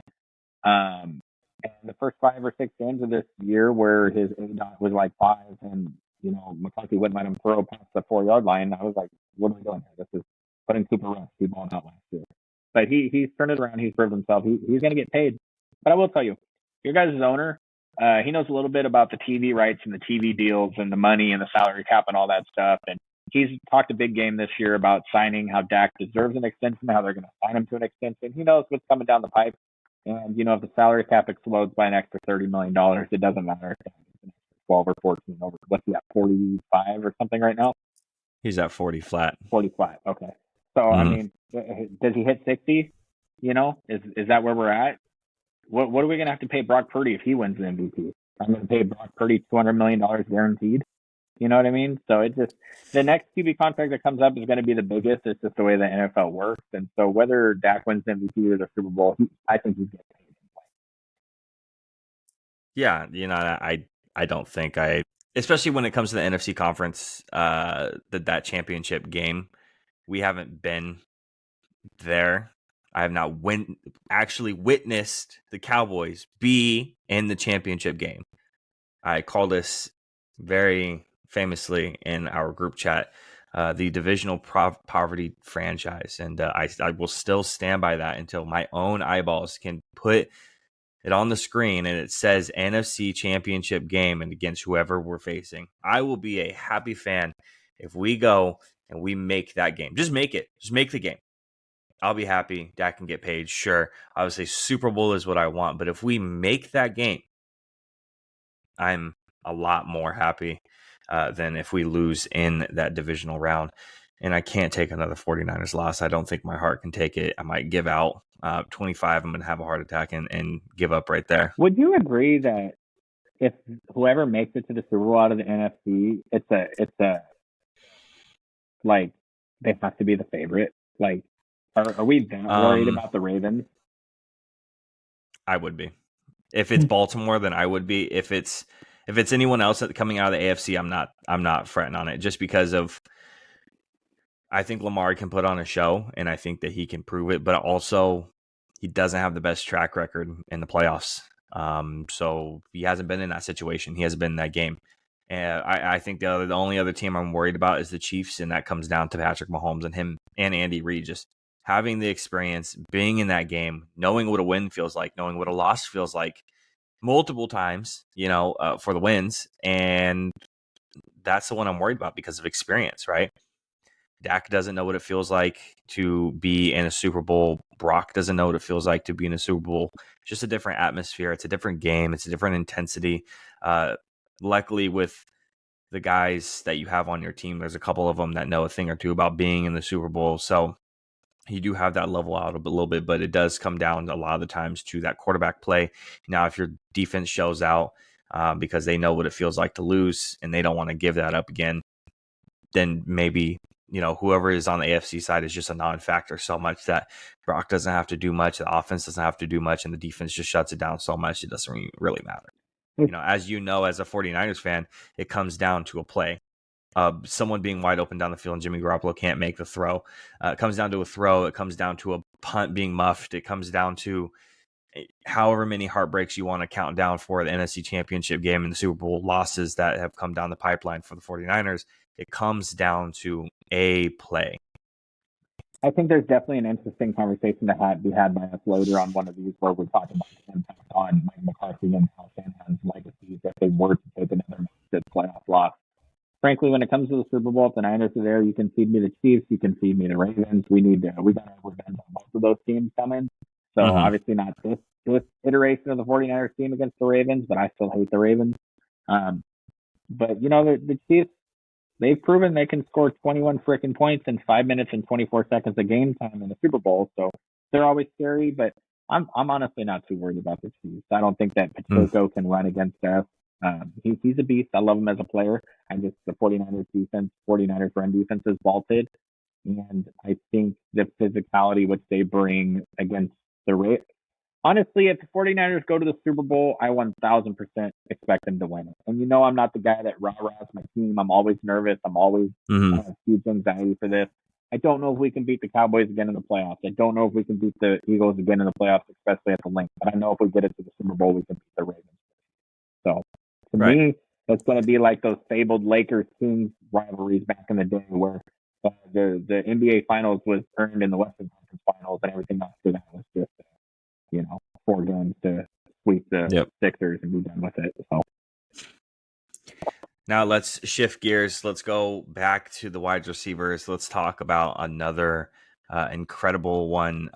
Another one that a lot of people can argue, future Hall of Famer Mike Evans reaching 1,000 yards once again. His performance in Tampa Bay's 21-18 win over the Panthers this past week. Recorded his 10th straight season, 10 straight seasons with 1,000 yards. And that's to start his career. So 10th season, another 1,000 yards. He hasn't known anything else lower than 1,000. Not since Evans is now tied. Yeah. Senior year in high school. Evans is now tied with Randy Moss for the second most 1,000 yard seasons all time and only trails Jerry Rice for the record. Evans' 10 consecutive 1,000 yard campaigns are the second most in the league history. He is the first person in NFL history to begin his career with 10 straight 1,000-yard seasons.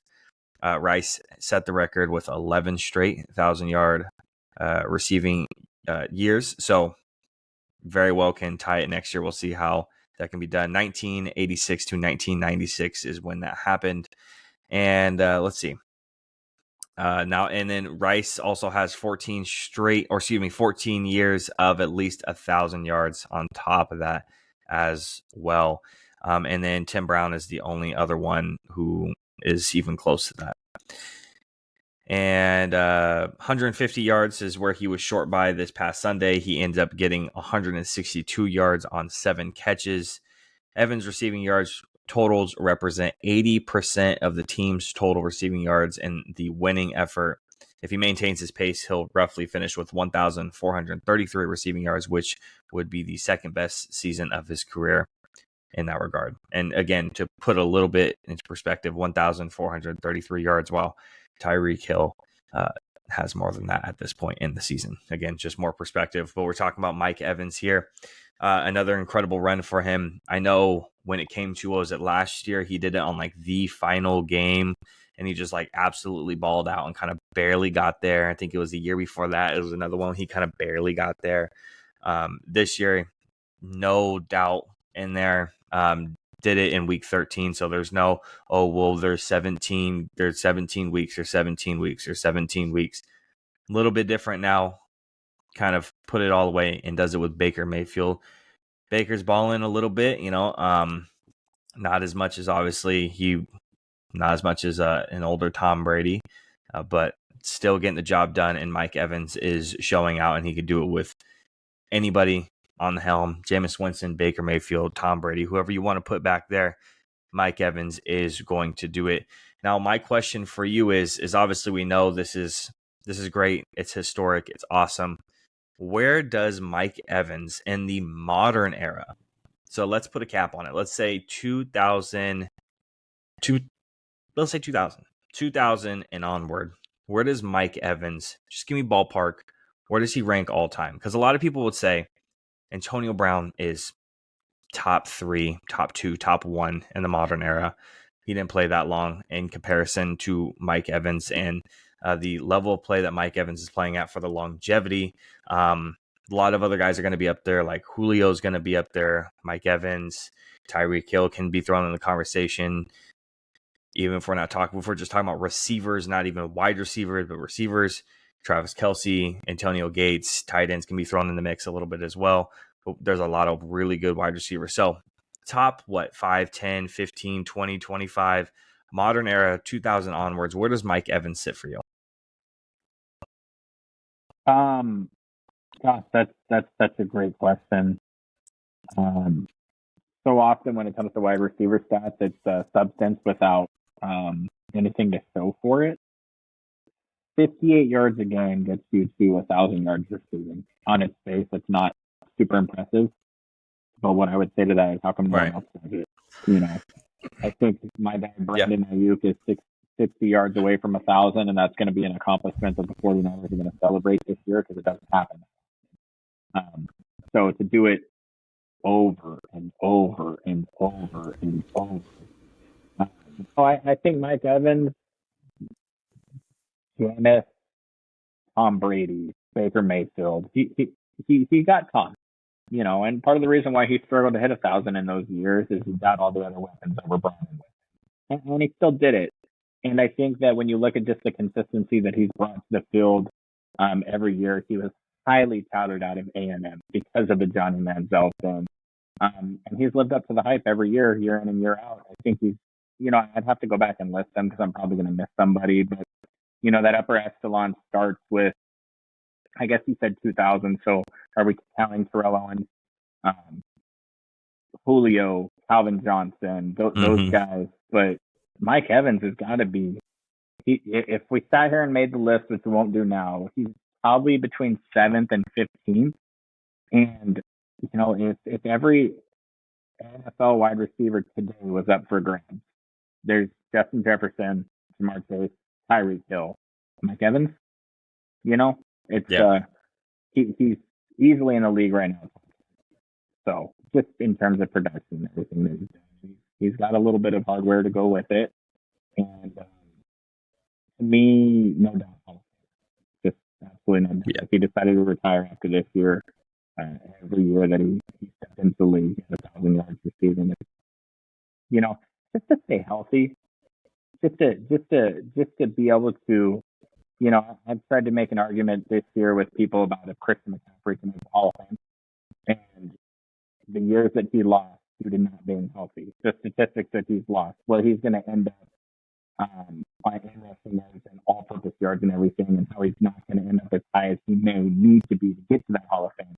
The fact that Mike Evans has been able to stay healthy enough year in and year out, have his body prepared for the physical rigors of an NFL season to cash in on those 1,000 yards receiving every year, it's just an impressive display by him, and he deserves all the credit in the world. So, if you wanted to rank him as high as 6th or 7th, I wouldn't argue with you, except for the sport of the argument. Right. And I think what he does, the way he does it, is a value to every single team in the NFL. There's not every single team. Deebo Samuel is an MVP type level playmaker when utilized correctly. Not every team in the NFL can utilize Deebo Samuel. Every team in the NFL can plug Mike Evans in with 1,000 yards passing out of him, receiving, except for maybe the Steelers. I think that the 1,000 yards is taken a little bit granted for Mike Evans specifically because he's been doing it for now 10 straight years. It's taken for granted now. Do you think that this is another topic of conversation? Yes, still Mike Evans, but a little bit off topic. Are we moving away from the big, tall-bodied wide receivers? I mean, if you just looking at last draft and the success of the wide receivers coming out of last draft, you have big-bodied wide receiver Quentin Johnston that we have number 1 on the board.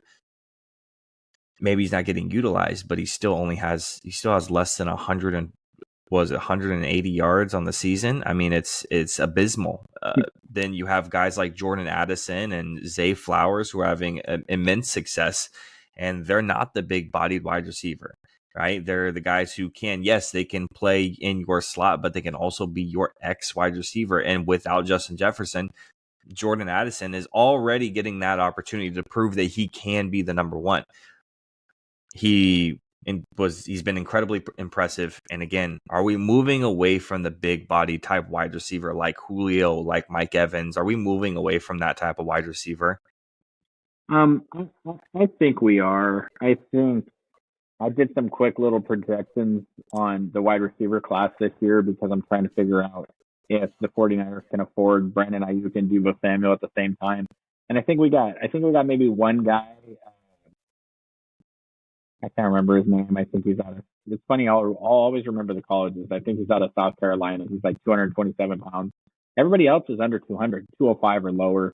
I don't know exactly. I can't speak to why that is. Michael Pittman Jr. obviously is a huge target. Yeah. But I just think the physicality that these wide receivers are bringing nowadays makes up for maybe the height and the big bodied.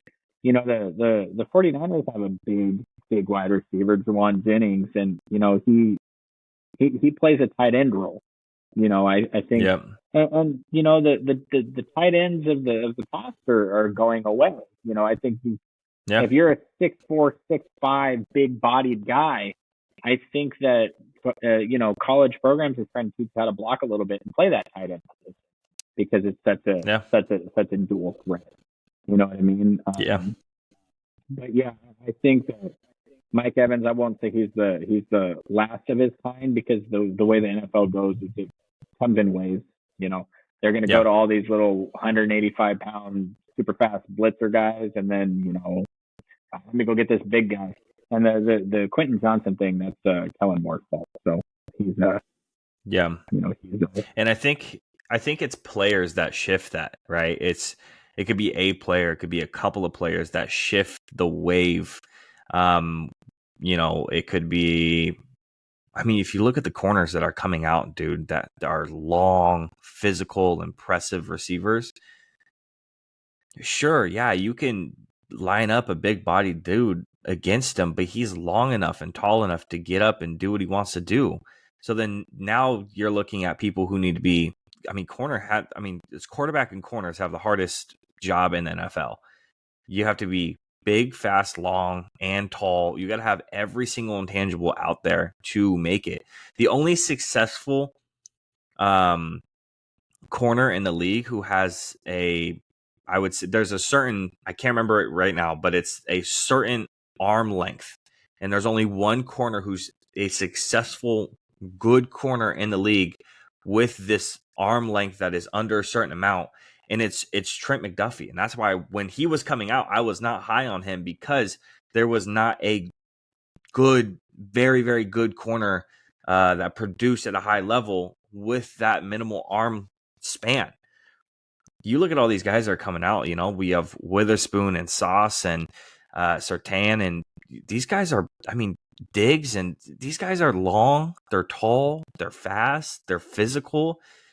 They got to, and not only on top of that, they got to guard the best position on the field at all times, and they also have to be aware of everything else that's going on around them. It's you don't need the big bodies a lot of the time. You need guys who are a little bit in that in between, right? Justin Jefferson, Jamar Chase, the guy who are tweeners they're a little bit taller, but they're not big bodied. They're fast. They're shifty. They're more finesse than anything else. Well, some of your biggest bodied wide receivers in the league, when you look at AJ Brown and a DK Metcalf, now I know a certain team recently had a little bit of a struggle with DK, but the Tarvarius Ward is not that good of a thing. He effectively is, with technique and long limbs and playing the right positioning. DK didn't do much with him. He's got him this week, so we'll see if he do better. AJ Brown, he had one slant that he took, but it was kind of a rub, a pick, offensive pass interference route. That happens in the NFL. But, Jordan Addison, Mark Chase, ate Tarvarius Ward up, and that's my dog. But those, those bigger body wide receivers, there's not a lot of true toss that ball up contested one-on-one throws in the NFL anymore. You don't see a ton of that because the scheming is just so good and players come open so often. Yeah. You don't really need Mike Evans to just go deep and we're going to tuck it to him, type of thing. But the NFL goes in waves. There's 10 years ago, Adrian Peterson was lining up 8 yards deep in the backfield and rushing forward like that. Now everybody's gone to the zone read concept that the 49ers run. And, it'll go back to the league catches up and then it's just. Yeah. So the thing about it, what you're mentioning is, do you want to know why there's not enough elite offensive line talent in the NFL? Why is that? Because when these guys come out of high school and they're elite level athletes, they say, you know what? I want to sack the quarterback. So I'm going to be a pass rusher. Yeah. They could be offensive linemen, but they want to rush the passer. They want to. Yeah. So they play the defensive side of the ball, and that's where all that talent goes. That's why there's a lack of offensive line talent. It's because they go to the defense. There's Jalen Carter and who's the kid they took the year before? The Eagles on the defensive line. Jordan Davis and Jalen Carter. If those guys wanted to be elite offensive tackles, they could be Trent Williams. They could, but they want to rush the passer. So they play that other side of the ball. I think it's the same thing with the corners. They're so long, they're so rangy. Maybe they don't want to be wide receiver. Maybe they're playing corner. Yeah. Well, I love this shift. Let's continue with the defensive player discussion. Defensive player of the year discussion. So odds-on favorites right now is going to be Micah Parsons is currently the favorite, followed up by Myles Garrett. And then you have Mr. JJ. Wow. TJ Watt. He was a defensive player Deron Bland. Yeah, a couple of them. Deron Bland, You got Josh Allen, Max Crosby, Daniil Hunter, Chris Jones, and then it just falls from there. So looking at the defensive player of the year, what I find interesting, and obviously part of it's because it's a little bit of stat padding because of one game, Khalil Mack is leading the league in sacks currently, and not a peep, not a mention, nothing. I find that pretty interesting. If we're going to look at defensive player of the year right now, before last week, DaRon Bland is my defensive player of the year. Give them the award, stamp it, put his name on it. He gets absolutely burned by DK a couple of times, and because of that, Micah jumps up. Micah has 11.5 sacks, 8 hurries, 78 pressures, a 92.7 PFF grade. He is the pressure king. He gets 36% of his rushes are pressures. That leads the league. If we're looking at the other pass rushers that are right behind him, Myles Garrett, 28%, Nick Bosa, 21%, Max Crosby, 20%, TJ Watt, 22%. The other stats here, Myles Garrett is at 13 sacks. Nick Bosa is at 8 sacks. Crosby is 11.5, same as Parsons. TJ's at 14 sacks. So obviously Steeler fans, I think, are the most annoying when it comes to this argument because they ride TJ harder than any other fan as much as, I think that league-wide Micah's loved. I think league-wide Myles Garrett is loved. Nick Bosa's gotten his flowers, so I think that, and obviously he's had a good couple weeks, and he's disruptive in that run game, and it's the same thing with like DeMarcus Lawrence. Those sack numbers aren't going to jump out at you. 8 sacks is nothing to scoff at. He's still going to get the double digits this season most likely, but how effective he is in the run game is something that's not going to show up on the stats sheet. So a lot of people are going to be like, well, he only had 8 sacks, so it doesn't really matter. And then they're going to look at Micah, who has 11.5, and say, oh, well, Miles has 13 and TJ has 14. Congratulations. And Khalil Mack leads the league, and he doesn't even get a consideration. That pressure rate of 36% is incredibly impressive. Right now, it's Micah as my one. Obviously, it's going to be something that I want as a Cowboys fan, as a huge Micah Parsons fan, as a first hater of Micah Parsons, because I thought, hey, we already have a fast linebacker who can't read a goddamn defense, and Jalen Smith turned him into a best defensive end in the league type rusher. So you can't call him a defense. He's just a pass rusher. Okay, so my next one would be Myles Garrett right behind him. I love Myles Garrett. He's a freak of nature. Dude shouldn't even exist. He looks like he's carved out of clay and stone and granite, and he's out there. He's just a freak. After that, I think I would have to put TJ there, and then DaRon Bland. I don't think what DaRon Bland is anything to scoff at. Yes, he got burned, but that record-breaking pick 6 numbers and leading the league in picks is still impressive. If he didn't give up all those yards last week, he would be on pace right there with Stephon Gilmore. When he won his Defensive Player of the Year, DaRon Bland's numbers are right there with him. Getting burned hurts that a lot. So his Defensive Player of the Year consideration is all but gone out the window unless he can get like 2 more pick sixes and locks everyone else down for the rest of the year, especially facing Tyreek Hill. He is facing Stephon Diggs. He is going to face A.J. Brown and Devonta Smith. So he has a lot of tough opponents coming up. You guys still got the Lions? Obviously. Yep, and then Amon-Ra St. Brown. So you can't forget about him. A lot of impressive wide receivers coming up. If he can grab a couple more pick sixes and shut everyone down and learn from his mistakes, I think he can be put up there. But right now, it's Micah as my one, Myles Garrett as my 2. What do you think? For DaRon Bland, Sacramento State, Fresno State, love the kid. He also got a pick last week, despite the Yeah. He didn't look good. He got eaten up, but he's a young player. I'm willing to give him the benefit of the doubt. Like Dak with the MVP, if he goes through these next couple of games and locks these dudes down, maybe he jumps back into the conversation. But my bet is, I don't think he will lock them down. I still think he will be successful, but he will not accrue the stats he needs to win the award. I think that, unfortunately, it's become a pass rusher award. It's really hard for anyone else to win it. I think one of the most valuable defensive players in the game has never been mentioned for a defensive player a year award, and he's our middle linebacker. So Fred Warner never gets any type of consideration, as do most middle linebackers never get any type of consideration. They're extremely important. Where it comes down to defensive player of the year for me is Nick Bosa is amazing in the run game. You don't see that on the stat sheet. You also don't see the fact that they've got a left tackle on him, they've got a tight end on him, and they're chipping him with a halfback, which leads to Jalen Hargrave, who has a bunch of sacks this year. Eric Armstead has a bunch of sacks this year.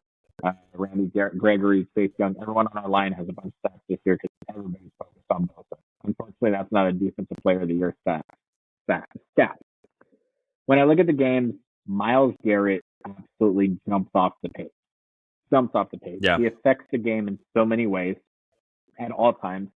I think Micah goes quiet for big portions of games sometimes, but then last week against Seattle, who ended the game? Micah Parsons did. Myles has one. TJ Watt has one. Nick Bosa has one. I say we give it to Micah, and then next year we start it over again. And I think that this conversation is going to surround those four. I don't think the Raiders are good enough for Max Crosby to get the recognition he deserves, although I do believe he belongs in that upper tier level with the rest of these guys that we're mentioning. Definitely. And I think that's the cream of the crop in the NFL right now at the edge rusher position. I think that there are a couple young guys that are coming up, but Nick Bosa has a lot of years in front of him. Mike has a lot of years in front of him. Myles Garrett still has a few. TJ Watt, TJ Watt does it out of the linebacker position, which is pretty awesome because he's not a full-time rusher. Right. I think as it sits right now, it remains to be seen. The Cowboys, they've accrued a lot of stats this year against teams that weren't great. So they have a tough games coming up in front of them. But it's just like everything else we've said. If the Cowboys handle their business and get through this, they're going to get all their flowers. I just think if we were to poll America right now, and I don't mean to beat you down too much, I don't think anyone expects the Cowboys to come out of this successfully. I don't expect anyone thinks 3-1, 4-0. I think everyone expects 2-2, maybe 1-3. But because of the expectation of the viewers and the fans that the Cowboys are not going to be able to pull this off, if they do, I think it sews up a couple of awards for them. I think it sews up, MVP for Dak. I think it sews up Defensive Player of the Year. I think Coach of the Year is a consideration, although D'Amico might have that locked up by now. There's a lot of awards that are out there. And the thing about the Cowboys is they're so talented. They're more talented than the Eagles. It just remains to be seen if they can get over the hump. And what I believe. I believe it's coaching. I watched Mike McCarthy for many years against 49ers in the playoffs, not just as the Cowboys head coach. And, if they can get through it, it'll be super impressive. And I was not a believer in him taking back over the play calling. I wasn't. I thought Kellen Moore was way better. And he's ruined Justin Herbert, and that's an MVP candidate. I think I just said that to you guys the other day. He's turned Herbert into a freaking tomato, and is balling out. So if the Cowboys can get through this clean, I think Micah wraps it up pretty easily. And if he doesn't, then I think it probably goes to Myles because he's had forced fumble recovery, deflection, sacks. He's filled up the stat sheet. He's a disruptor every week, but he's also hurt, so he may not get the time accrued to get the award.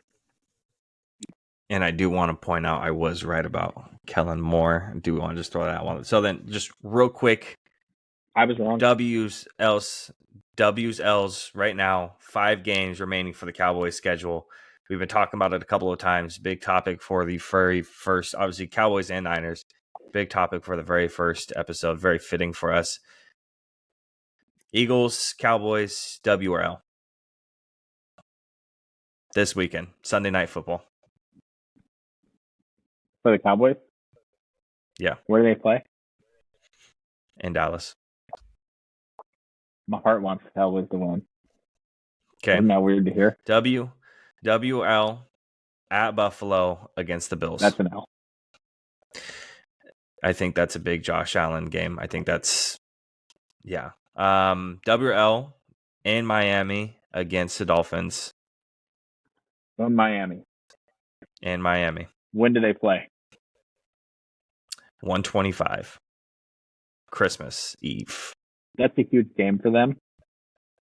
Mm-hmm. I don't think that the Dolphins have proved that they can win that game yet. That's a huge game for the Dolphins. The Dolphins beat the brakes off of the Cowboys. That goes a long way of proving the Dolphins can get to the AFC Championship game. So that's a massive game. I circle that one. There's not a fan. The 49ers don't play till the next day. There's not a fan in the NFL that's not salivating over Cowboys. Dolphins. That's just.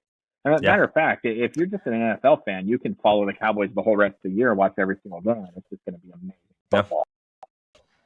So stamp it. What are we going with, W or L for the Cowboys right there? Come on, we got to stamp it. They play the week before in Buffalo. In Buffalo, yeah. And they got to come home and fly back out to Miami. I'm going to give it to the Dolphins. Okay, and then Lions at Cowboys. Going to be a 5:15 game in Dallas. That's a W for the Cowboys, and it's going to be an ass kicking. And then it's going to look awful. Last one, Dallas against Washington, January 7th. The time is still to be decided.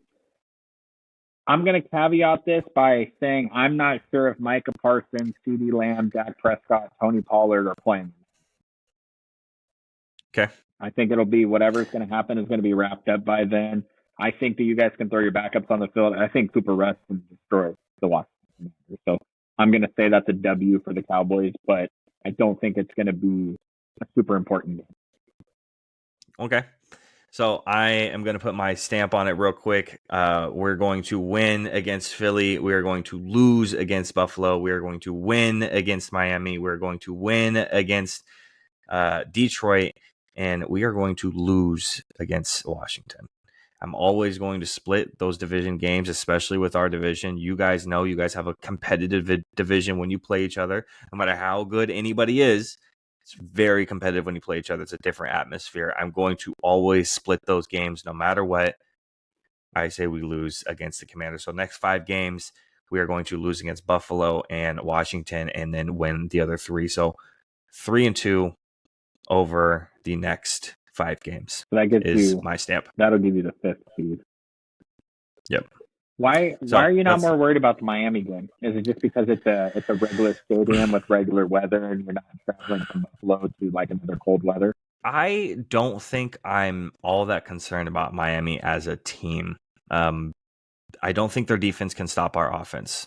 End of the day, end of discussion. What is going to come down to was one man alone. It's Mike McCarthy versus Tyreek Hill. How well can you game plan against Tyreek Hill?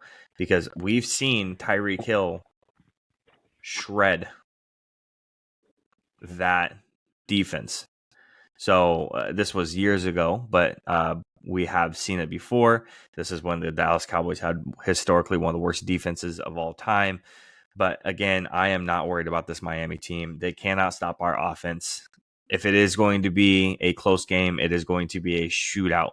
That's what it's going to be. But I don't think this is going to be particularly close on Christmas Eve. I'm going to caveat that whole thing by saying that I had to switch from AirPods back to my mic. So hopefully you can cut this out of the podcast because you sounded very passionate about whatever you just said, but I missed it all.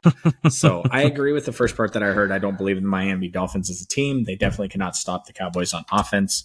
And unless Tyreek Hill goes nuts, I'm always down to see a Waddle in the end zone. That's my favorite touchdown celebration, except for maybe what the Dolphins did last week. That roller coaster thing was wild. But the Miami Dolphins are not in the upper class of the NFL, and they should not be able to beat the Cowboys. However, once you mix in the travel and stuff, it gives me pause because that's a very, very fast team. And if the Cowboys have a little bit of dead legs from a snow battle with the Bills, assuming everybody's healthy. Right. So let's shift gears to let's actually talk about the Bills a little bit. So I was going to talk about Mac Jones and John Harbaugh next, but we are discussing the Bills a little bit. So I want to talk about it. Bills came out and they've kind of said, it's been reported, they will not fire Sean McDermott no matter what happens into the season. I think that's kind of something a lot of teams do anyways. I don't think that Sean McDermott personally is on the hot seat. I don't think everything comes down to him when it comes to what's going on the field. Josh Allen has been prone to those type of turnovers. Their offensive coordinator did get fired, correct? Right? Not that long ago. Dorsey's gone. I think that when it comes to the firings, I think that's it. I think that's where you end for those type of firings. I don't think you're going to go any further. I don't think Sean McDermott deserves to get fired. Obviously, it is very short-term memory for the NFL, and it is a business, and so I can't bring up what he's done in past years and whatnot. You can only look at the records and what they're doing now. Maybe last year is the furthest thing that owners and fans remember, but this isn't a hot seat for Sean McDermott. I think when it comes to hot seats and people who are being in danger to being fired, I think he's not even close to top 15 people close to being fired. I think for the most part, when you fire your offensive coordinator, you tend to buy your coach time. Mm-hmm. That being said, the Bills are staring down the barrel of missing the playoffs right now. I think they're 10th or 11th in the AFC. And I think that the Bills missing the playoffs with the talent they have on that team is completely unacceptable. And while I don't know if it leads to a head coach firing, there's a massive shakeup in that organization that needs to happen because that team is just way too talented. I believe in Josh Allen as a player. I believe in him as a star upper echelon quarterback. Yeah. And I also believe if they make the playoffs, nothing that happened in the regular season matters because that team has a ton of talent and they can catch fire at any time. That's what makes the AFC so exciting is there's so many teams that can catch fire and make it all the way.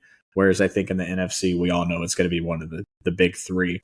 And I think realistically, based off of, the 49ers are the Super Bowl favorites as of this morning, based off of what happened in the Eagles game. But between those three teams, I think we know who's going to be in the Super Bowl for the NFC, barring any injuries. So I don't see him getting fired with the firing of the offensive coordinator already. Generally, you're not going to pull the trigger on both.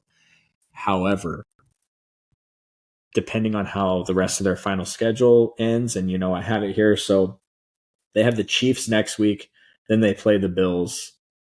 Then, the Bills play the Bills. The Chiefs, they play the Chiefs, the Cowboys, the Chargers, the Patriots, and the Dolphins. Now, they're going to beat the Chargers and the Patriots, but if they drop 3 games, if they lose to the Chiefs, the Cowboys, and the Dolphins, they're staring 8 and 9 in the face. That doesn't get them to the playoffs, and that's not a successful season to me. And a lot of that stuff with coach firings happens to revolve around dysfunction in the organization and inside the clubhouse and all that other stuff inside the locker room, I should say. And nobody knows that better than the Bills. So if they're already leaking things about how he's going to keep his job, then obviously the team is still behind him. And they could go a long way by beating the Chiefs next week towards, Chiefs are in a sneaky little bit of a free fall right now if they don't figure out a way to move the ball and score some more points. Yeah, I agree.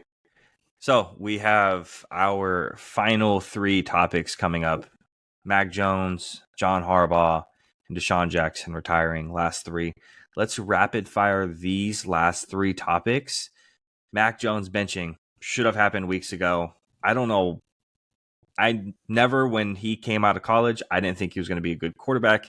He is a rounder Kenny Pickett. Can I say that? He's not that great. Yeah, he's McCorkle. And then putting in a guy like Bailey Zappi is going out there and charting that team out, and they can't even put up 6 points, right? Which, what does that say more of? Does it say more of the Patriots and how bad they are and how poor Mac Jones and Bailey Zappi are, or say how poor the Chargers are and only being able to score 6 points? 141 yards, passing yards, 52 completion percentage for Bailey Zappi, and 16.2 QBR.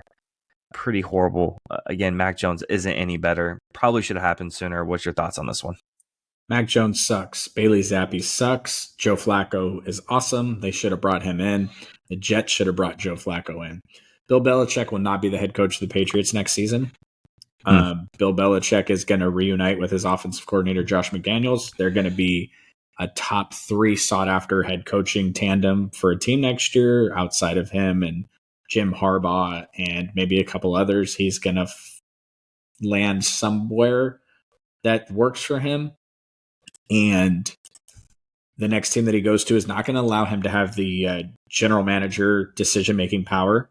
And so his terrible draft record won't be able to hold him back. And he's going to break the record and get all the wins that he's looking for.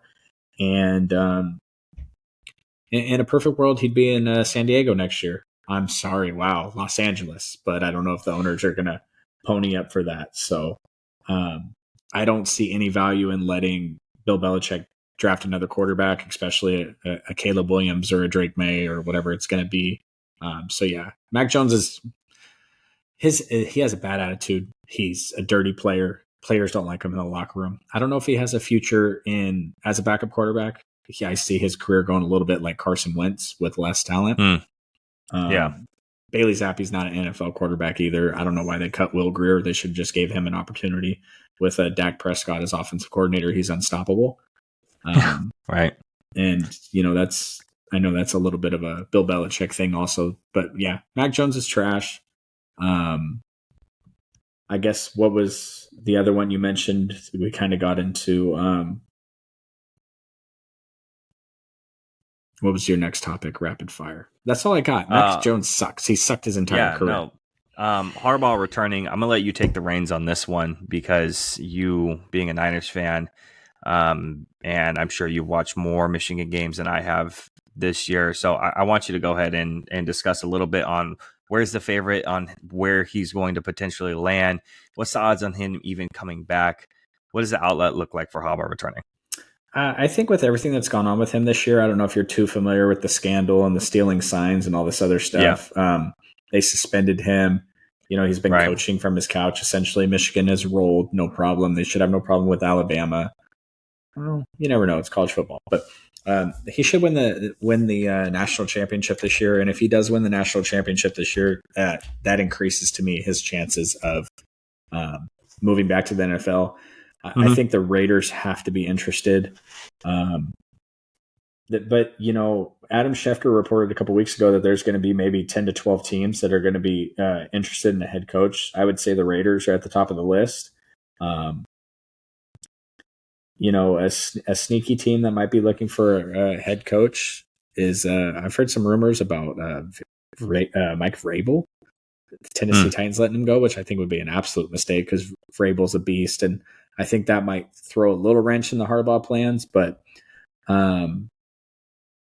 again, I keep going back to Los Angeles. The Chargers, they need a dude. They can't keep going. Do you know where Mike McCoy is currently employed? Their head coach from 2 head coaches ago? No. I think he's a tight ends coach or something. And I should have looked that up before I said it. Their last coach, Anthony Lynn, do you know where he's at? I don't. He's the 49ers running backs coach. Now, the 49ers don't even have an offensive coordinator. So I was watching Kyle Shanahan freak out on the sideline of the game, and I was thinking, man, if he got ejected out of the game, what would the Niners do? Brian Greasy's calling plays. He's our quarterback's coach. They haven't brought any talent to that head coaching position. I would love to see Harbaugh in LA or in Las Vegas. That's where I would like to see him go. So I don't think that we have any one and done head coaches. Just looking here, I don't see any big team that is, Zach Taylor has been on the hot seat a couple times, but he gets a pass with Burrow being hurt. I think Robert Saleh is going to get a pass with Aaron Rodgers tearing his Achilles. Maybe Harbaugh goes to New England. I can't imagine, I got to imagine Robert Kraft wants to bring in a more of a low-key guy this time around after dealing with Belichick for all these years. So maybe it's not. I think Las Vegas is the number one job that everybody wants. I don't know why, because I don't think they're that talented, but it's Las Vegas. And if you can restore the Raiders to the height of Raiderdom, whenever the hell that was, not since I've been watching football, I think that's legacy defining. And last topic, Desean Jackson retiring. Congratulations to huge pain in my ass, whether it was for the Eagles or the Commanders, whatever it's for. Gotta say, off the top, I'll go first. Favorite Desean Jackson moment off the top of your head, not planned. Miracle in the Meadowlands, that punt return, fumbling it and then picking it back up and returning it in was got to be up there. Another one that comes off the top of my head too is his return to Philly with the Commanders and going off and doing his fly Eagles fly. I think that's another one of my favorites too. I think anytime that an opposing wide receiver can score on you and the crowd can be with you when you're doing your celebration, especially considering it's Philadelphia fans. He did have the play, I believe, where he dropped the football before he ran into the end zone on the fumble. Yeah, that's definitely an all-time Desean Jackson moment for me. To me, I don't have the stats in front of me. Obviously, I should have prepared for this better. To me, he screams Hall of Famer with the punt return capability. I think Devin Hester, one of the best all time to do it. I think there's different ways to impact a game, and teams had to game plan for Deshaun Watson. That's terrible. They don't game plan for him. He sucks. But they had to game plan for him every single week. And I think a bygone era of super exciting, explosive football. I mean, he's one of those players that I grew up watching and just being absolutely like the word fear comes to mind. Like, I mean, as a Cowboys fan, I'm sure you're very, very familiar, but there's a few games where it was just like, I think there was a game against the Eagles where Ronnie Brown was playing for them and he was not Ronnie Brown. Desean was absolutely destroying us. And they get down to the red zone and they hand the ball off to Ronnie Brown. He tries to go into the end zone and he gets turned around and he decides that he's going to chuck the ball back to the quarterback to try to make something happen.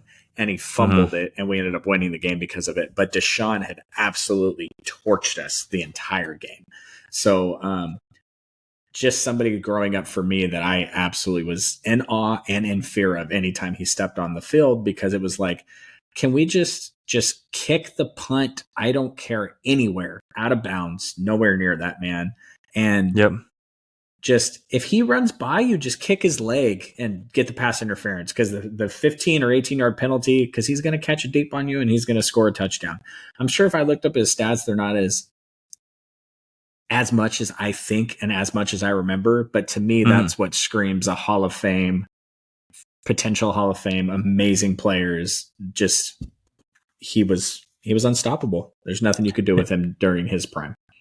And talking about punting away from him, that punter got cut after that. Weatherford.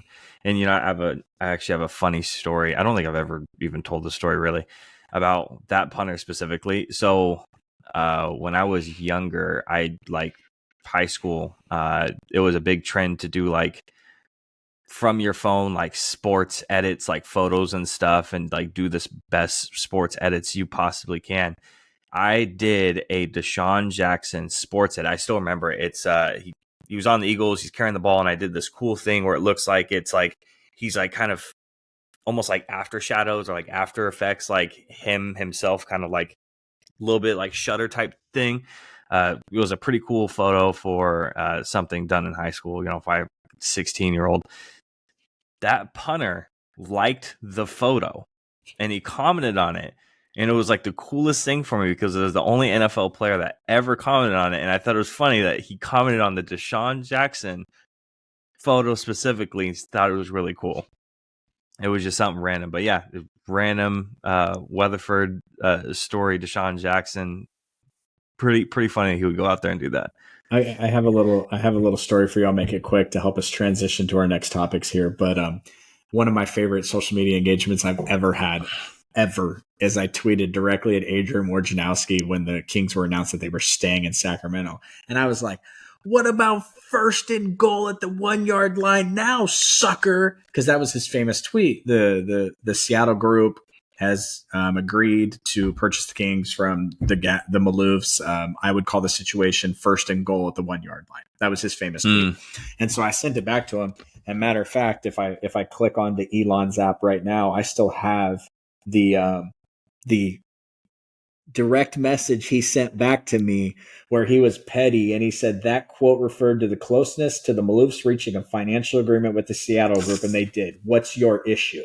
Now, this was in 2013. I don't think Adrian Wojnarowski hops into anybody's DMs anymore, but I'll forever keep that. That and a direct message I got from Chael Sonnen are my favorite social media interactions. So, yeah, I'm with you on the edit and the like and everything, because that stuff's really cool.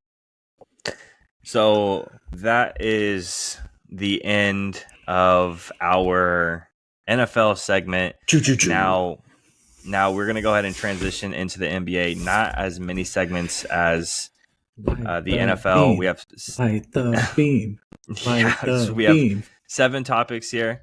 We're going to talk a little bit about Klay Thompson, a little bit more about Ja Morant, unfortunately, DeMar DeRozan, Kevin Durant, the Mavericks, the Pistons, and the most improved player odds this season. So this one's going to be a little bit more quick than our NFL stuff. Baby. As you guys can tell, we're huge NFL fans. The NBA, still big fans here. But as you could tell, we had 17 topics, I believe, is what we hit today for the NFL. NBA, first thing, Klay Thompson, the downfall of, we're watching actively the downfall of a top 3 shooter of all time, or 3-point shooter of all time, actively watching it decay in front of our eyes. So what do you think about Klay this season, the state of the Warriors? Where's your mind at with this one? Very simple. I love it. I prey on the downfall of the Golden State Warriors. They were a trash can franchise. They were an absolute trash can franchise. At the same time, the Kings were a trash can franchise. And the Golden State Warriors rose from the depths like a phoenix and became one of the greatest modern era dynasties we've ever seen. Kevin Durant notwithstanding. And the fact that it's finally fallen apart makes me so happy inside. Klay Thompson hit a game winner against the Kings this year. I absolutely hate that man. He scored 167 points in the third quarter against us one time. I absolutely hate that man. I think it was 37. I hate Klay. I absolutely hate Klay. I don't care how many times you show me the videos of he only took 3 dribbles and he scored 67 points. I don't care. I hate him. You know who else I hate? Draymond Green. Somebody sent me a mocked up edit of Dre Greenlaw after he hit that fat man on the Philly sideline after the game. It was Draymond Green and Dre Greenlaw's jersey, and they called him Draymond Greenlaw. And I was like, if you ever compare Dre Greenlaw to Draymond Green ever again, I'll lose my shit. Now, the thing is if you think about it, it's probably pretty similar. If Draymond Green was a king, I'd probably love him. But he's not, and I can't stand him. So I'm preying on the downfall of the Warriors. I love absolutely every second of it. I love that as a franchise, they were so smart. They drafted this young talent. They set it up perfectly. As the old heads phased out, these new heads were going to phase in. They were going to continue their dynasty, and all their picks suck. Kuminga, Moody. Kuminga, Moody. I think Wiseman, we'll mention him later, I'm sure, when we talk about the Pistons. It just has not worked out for them. No. I think it's time for them to blow it up. Andrew Wiggins had an amazing year last year. He's not doing it this year. Jordan Poole's already gone. Now, you can never trade Steph. And if Steph wants to play for the next 10 years as a Golden State Warrior, I think you let him. He has to stay on the team. But I also don't know how good of a coach Steve Kerr is in terms of developing a young team. This team was on the precipice of greatness with Mark Jackson, and Steve Kerr took him to the next level. Right. Now, if you give Steve Kerr a team that's ready to go, that's ready to take the next level, for instance, I love Mike Brown. If you gave Steve Kerr the Kings where they sit now, I think they could take him to the next level. I think Mike Brown can also, just a FYI. I'm not sure if Steve Kerr wants to blow up the franchise and start over. I'm not sure if he's interested in all that. Yeah, I think he's a big X's and O's guy. I mean, you can see it like how the Warriors are annoying with their off-ball presence, right? I think where Steph is the most dangerous is off the ball, right? 100%. Obviously, we know about the 3-point, the shooting that we know about, but the off-ball presence of Steph alone, he doesn't even have to. Paul George spoke on this podcast. When it comes to actually scouting for a team, even when you're playing against Kevin Durant, Steph Curry, Prime Klay, Prime Dre, you're still most worried about Steph because of what he could do, not only on the ball, but off the ball as well. Going back to Klay Thompson a little bit, we're looking at a dip in minutes. We're looking at a dip in points. We're looking at a dip in field goal percentage. We're looking at a dip in 3-point percentage. Assists are about the same. He's never been known as a guy who goes out for the assists, and the steals, same thing. A little bit of a dip, but not known. I mean, defensively, he's there. Great defensive guard, but not known for really putting out a lot of the steals. So 15.7 points per game, 40.6 field goal percentage, 36.1 3-point percentage. Not great at all. I think that when it comes to this Warriors team, I think I want to say it was like 12. They were 12 games into the season, and only Steph and Dario Saric were the only ones who scored more than 20 points in a game. And speaking on Dre, dude, I can't stand Draymond. I really can't. And I know a lot of people will say, well, it's one of those things where you hate him when he's not on your team, but you love him when he is on the team. I think that I just disagree, because when it comes to those guys who are not only great defensive presence guys, get on your nerves, get in your face, do it at a clean level. I don't know if you've ever heard the Deep Threes podcast. Three guys. Yeah, dude, they went through like a tier list of Draymond moments. To have this many moments of Draymond kicking people in the nuts, hitting people in the eyes, like punching his teammates, Jordan Poole in the face, like stuff like that. You can't have that many moments. And a good example of someone who's defensive presence, great intensity, in your face, but I like him, is I really like Jalen Suggs on the Magic. I really, really like him, and he's frustrating to play against. He knows how to play you defensively. He's intense. I mean, you could see it, dude. When he makes a play, shot clock violation, he runs to the crowd and he has his arms up and he's getting them involved and hyped and he's on it. I like that. I don't like Draymond. He's dirty. He's nasty. I can't stand it. And he's almost in the same realm as Patrick Beverley, but Patrick Beverley is a guy that I would love on my team, because I know he's not going to be an antics guy. He knows what he's doing. And again, bringing it back to the Paul George podcast, he's spoken on how, because he's had Patrick Beverley as a teammate, he has spoken on how Patrick Beverley does his own scouting. He sent it to Paul George to be like, hey, yo, like when he goes, he doesn't like to go right, so try to force him left. And when he does this, he's going to double pump fake. And so I'm going to stay down. Well, you should be doing the same thing on this guy. And the coach will have a game plan going, and Pat Bev will be like, and that's not right. He's like, oh, well, we already made this game plan. He's like, all right, you're the coach, but I'm just telling you, it's not right. I'm going to do what I want. He's not going to be a disruptive person in the locker room like Draymond Green is. He keeps it on the court. Sure, he's annoying, especially like acting like you won the finals in a goddamn play-in game. It's like, get over yourself. It's dumb. But I'm enjoying watching the downfall of the Warriors too, because I can't stand San Francisco teams. Bay Area teams in general, I can't stand them. And then obviously I have a vendetta against them for, losing in the finals. So kind of have that one on me as well. Now, shifting from one player to another, Ja Morant was subpoenaed for the assault against a teenager. It was in a basketball game, I believe. And he tried to say that he was just defending himself. Said that the 17-year-old threw a ball in his face and then he lashed out.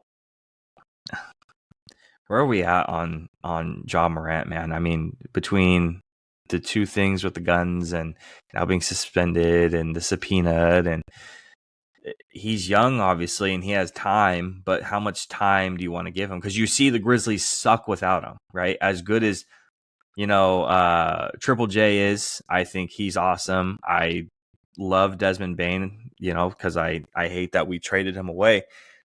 That team's nothing without Ja Morant. That's his team.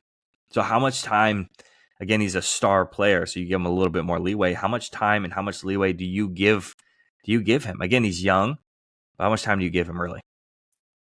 I am ready for the Ja Morant experience to end.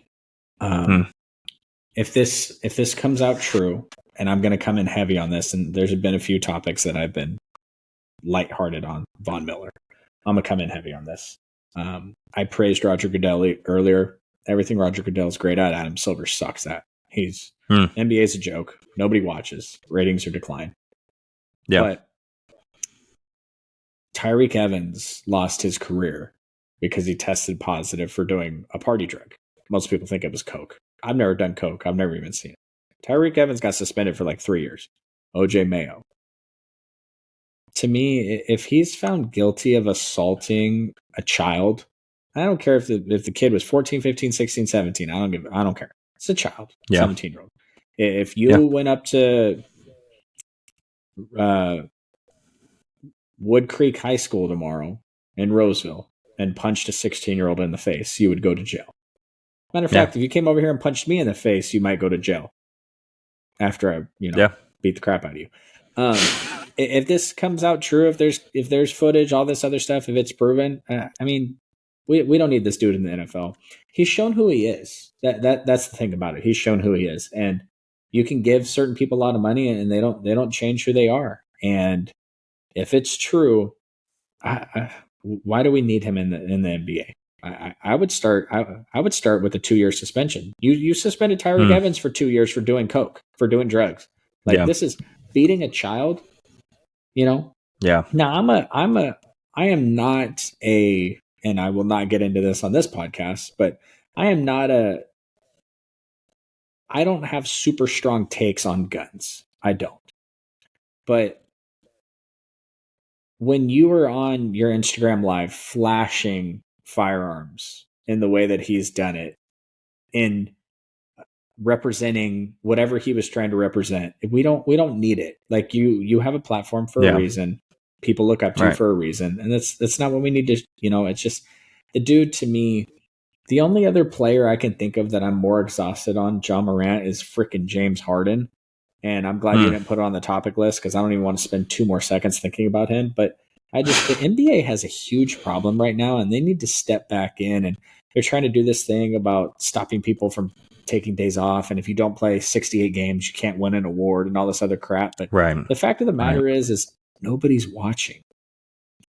10 million people are going to tune in to watch freaking, Fresno State play Hawaii in the freaking Jacob Has a Weird Haircut Bowl, and nobody's tuning in to watch Suns Clippers. They got like 900,000 viewers. They have a huge problem. They need to figure it out. And stuff like this doesn't help.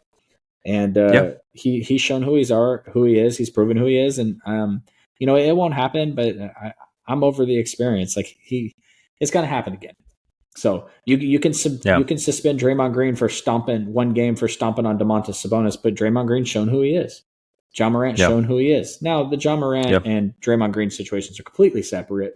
I'm sure Draymond Green he's very popular off the court, and he's built his brand in a way. But John Morant is not building any type of brand. He's just not somebody that we want representing the NBA and marketing the game to our kids and people. It's just. There's no need for any of it. And personally, playing in the NBA is a privilege of some sorts. And he's, lost that to me. So if it's true now, if it comes out that, the kid was 17 and he was like trying to be a punk and all this other stuff and instigate Ja because he's trying to get a civil suit, then I take it all back. But with the facts I have, Ja's shown who he is. Now, moving on to California native Demar Derozan. He wants to be traded, right? I mean, who doesn't want to be traded away from... that Bulls, their small three is definitely not a big three. Their small three is done, right? So, DeMar DeRozan, and you got Vucevic, and Zach LaVine, right? Zach LaVine has been in trade talks for a while now, it feels like, and DeMar wants to move on as well. I think that it's time for the Bulls to blow it up and move on. I don't think you keep a piece from those three. You blow it up, you move on with your franchise, and you rebuild from there. And I think you've lost your opportunity as Chicago with the unfortunate, since 2011, you lost, unfortunately, D Rose, to injuries, and then you lose Jimmy Butler, and you're losing your franchise guys, and so you try to build it in a different way. Instead of drafting these hometown kids, you want to build it in a different way. You want to build a super team of guys who aren't supers. It's like building a bunch of sidekick characters, right? I mean, everyone wants a super, right? Everyone wants Captain America and Iron Man and Spider-Man on their team. Nobody wants the guys who are the sidekicks, right? And that's what the Bulls are. They're a team full of sidekicks who aren't doing anything at this point. And DeMar has mentioned a couple of people, but one of the people he has mentioned is the Heat. Same thing with Zach LaVine. It seems like the Heat are in a lot of trade talks. It kind of feels like it's coming with their brand almost, between they wanted Dame this past offseason, DeMar, Zach LaVine, a couple of times. It seems like they're always wanting to add one more piece. So where does DeMar DeRozan land, and where is he at in his career? I think when it comes to Chicago, they should blow it up. I think they have multiple pieces that can all go, and you could bring back a lot of young talent and draft picks in exchange. I don't think it's a bad thing for Chicago. You made a run at it. It didn't work. Trade off the pieces, rebuild. It's okay. Like, good for you for going at it. It didn't work out this time. It's fine. I think that Zach LaVine and DeMar DeRozan are going to land with contenders. I think that, there's a lot of franchises right now, NBA franchises, that are in like cap hell. So I'm not exactly sure. I'm not as in tune with the salary cap hits, but if we're just playing fantasy basketball here, the Lakers are going to be interested. The Clippers are going to be interested. I think the Warriors have got to be interested. I think the Warriors might be willing to give up picks moving forward to try to get off some of these contracts. And I don't know what their brand feels about trading away a Klay Thompson or an Andrew Wiggins or whatever. But if you could get like a Zach LaVine to pair with a Steph Curry, that's very, very exciting. DeMar is a different type of player. I think DeMar would fit in. I told you I want him on the Kings. I think he'd fit in perfectly. Harrison Barnes has turned into a pumpkin. We can get him out of there and plug him right in, and really a good mentor for Keegan Murray. Kind of the same type of player. Yeah. I'm of the belief that Keegan Murray is a superstar. He's going to be a superstar. So I'm going to get that on the podcast now. And he's a two-way player. He's guarding the team's best player every night. He got torched by Brandon Ingram last night, but that's what Brandon Ingram does. So I think the Bulls should do a wholesale yard sale. I think they should sell off all the pieces, get as much young talent picks in return, and rebuild it. And that's just, franchises go through that. And it didn't work out for the Bills. It's okay. It doesn't work out for every team that goes this route. I think they had a good thought process on what they tried to put together, and sometimes the pieces just don't mix. So sell them off to the highest bidders. Unfortunately, with the NBA, it's not as easy because the agents dictate everything. Because if you don't send James Harden exactly where he wants to go, then none of Scott Boris's clients are going to sign with your team ever again, and it's a bunch of bullshit. And that's why people hate the NBA. But send him where he wants to go, get as much as you can back. And for DeRozan, I think I'm not familiar with the contract or anything like that, but he's still got a couple years in him because of the way his game plays. So this isn't an aging veteran or anything. This isn't, Delonte West to the Warriors at the end of his. He's a free agent after the season. Is he? Yeah. So, I mean, he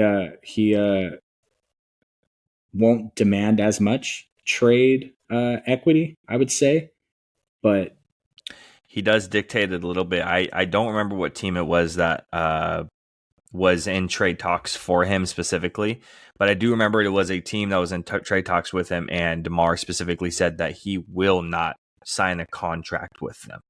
So it'd almost be like a wash and a waste of time for them, essentially. The NBA is super weird with the bird right rules, and I'm not super familiar with them, but if he does get traded to a team that he wants to be traded to, it practically makes it impossible for another team to sign him this offseason if that team he goes to wants to keep him, if he's willing to re-sign. He's 34. He's reaching closer to the end of his career. He's still averaging 21, right? 21 and a half, 45.6 field goal percentage. He's averaging 37.5 3-point percentage, which is the highest of his career. 3.3 rebounds, about 5 assists, almost a steal a game. So impressive numbers. You mentioned the Warriors, the Kings. I think those are definitely two of the ones. I think a California team is where he's going. End of his career, I think he wants to go home. I think that's where his mindset is going to be. I don't think the Clippers are going to have the cap space and the equity to get someone like that. And I know he's friends with Paul George, but I don't think that's somewhere he wants to go. The Lakers is a possibility. So Lakers, Warriors, and the Kings are going to be the possibilities for DeMar DeRozan to land. Again, any California team, I think, is going to be the biggest landing spot for him. Now, moving into Kevin Durant, moved into 10th all-time in points. Congratulations to him, obviously. Now, when it comes to all-time status, where for you does Kevin Durant land all-time as a player first? Where does he land? Top 5, top 10, top 1, whatever. And then second, where does Kevin Durant land as a scorer for you? No, he's one of the best scorers of all time. I'm going to keep this to modern era, what I've watched growing up. And, the part of the NBA where you want to debate Hakeem Olajuwon and all that stuff, I can't get involved in that. I never watched it, and I don't want to get involved there. So we're just going to kind of keep it more modern for me. He's one of the best players of all time.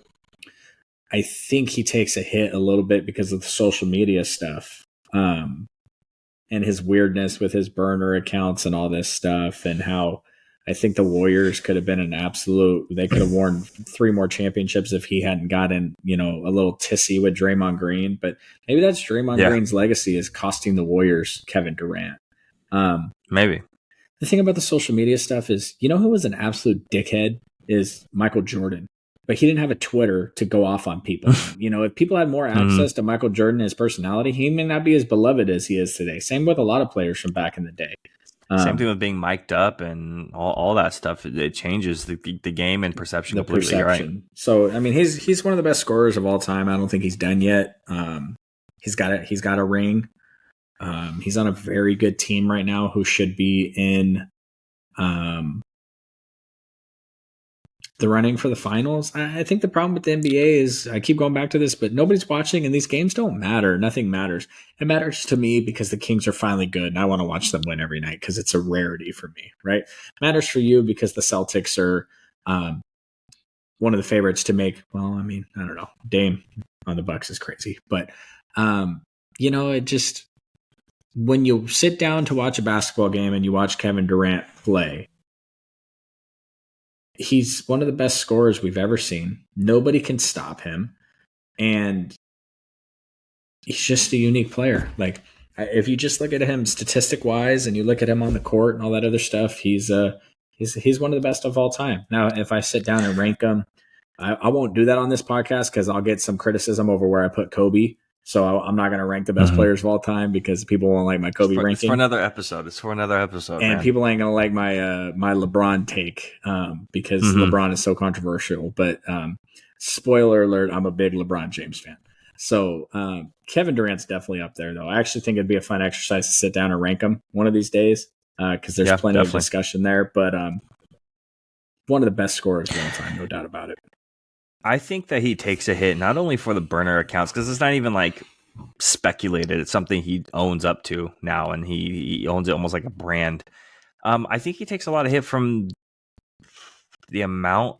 I can't say moving team to team, right? I can say moving team to team because, you can't win it in OKC. So you join one of the greatest teams of all time and a dynasty to go win one. And then you go ahead and you move on and you go to Brooklyn to go build a, quote, super team. And it doesn't work out because of antics by your teammates. And then you move on again and you go to the Suns. And you're not even the most important player on that team. You're not at all. Devin Booker is the most important on that Suns team. They are... Since Devin Booker came back from his initial injury, they are 8-0 with Devin Booker on the court. He's the most important part of that team. as a facilitator, as a scorer, as the guy who keeps everybody kind of in check over there, he's the most important, in my opinion, bar none. So he takes a little bit of a hit, in my opinion, because he was the best player on the court or on his team in OKC. He was the best player on the court in Brooklyn, and he doesn't get it done. In my opinion, he's not the most important player. He might be the best player on the court for the Suns, but he's not the most important. And he wasn't the best player on the court for the Warriors. That goes to Steph. But they get it done. So, and they could have done it without him. At the end of the day, in my opinion, they get it done without him. With or without him, they win more. So, maybe differently. They approach it differently. They don't win with ease like they did, but they still win. Maybe it's more 7-game series with LeBron James instead of a 4 or 5-game series or a 6-game series. It goes to 7 maybe every single time because LeBron loves to turn the Cleveland LeBron turned it up to 125% when playing Steph. That's kind of where my hit is for him. Once again, just as you've already talked about, I definitely want to go ahead and rank one of these days. One of these days, couple of weeks, we're going to go through quarterbacks and point guards and offensive linemen, and we'll go through all those rankings one day. This isn't the podcast next week. It's not going to be it either, but one of these days we definitely will go through. Now next, let's go ahead and get into two teams back to back that have major issues. Mavericks and the Pistons. Mavericks have their own set of issues with having two superstars on their team that want to play point guard, and the Pistons going winless in November and potentially not winning a game for the rest of the year. If you look at their record and you look at who's coming up, it doesn't look great for them, that's for sure. So give me your takes on the Mavericks and the Pistons, kind of combining the both of them in their struggles. Obviously different, but still struggling. I still believe in Cade. I think the Pistons are a young team. Their head coach wanted to take a year off from coaching, and they offered him a bag to come back without taking a year off, and maybe that has a little bit to do with it. I'm personally happy to see the Pistons struggle because Marvin Bagley's on that team, and I have a grudge against Marvin Bagley and his family. But setting that aside, when it comes to the Mavs, I think any team with Kyrie Irving is going to struggle.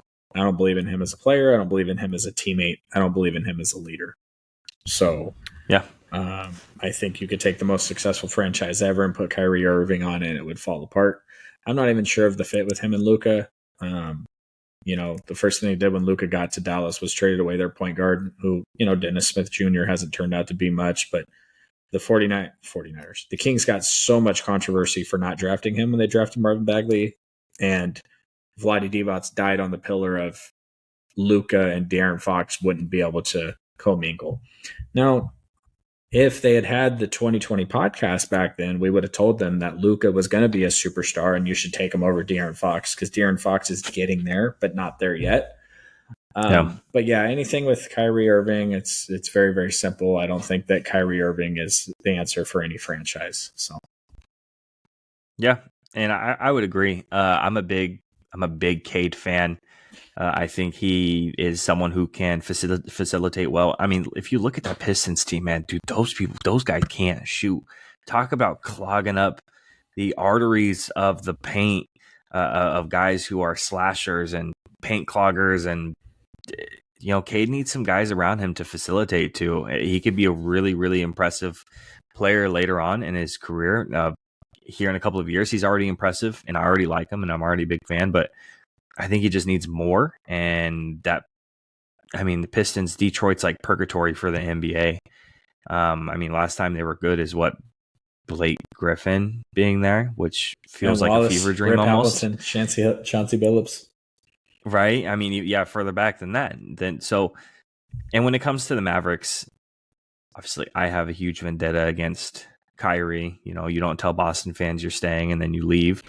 And I have a bad taste in my mouth because huge Isaiah Thompson should just kept fan. Isaiah Thomas, bro. Y'all did him dirty. Yeah.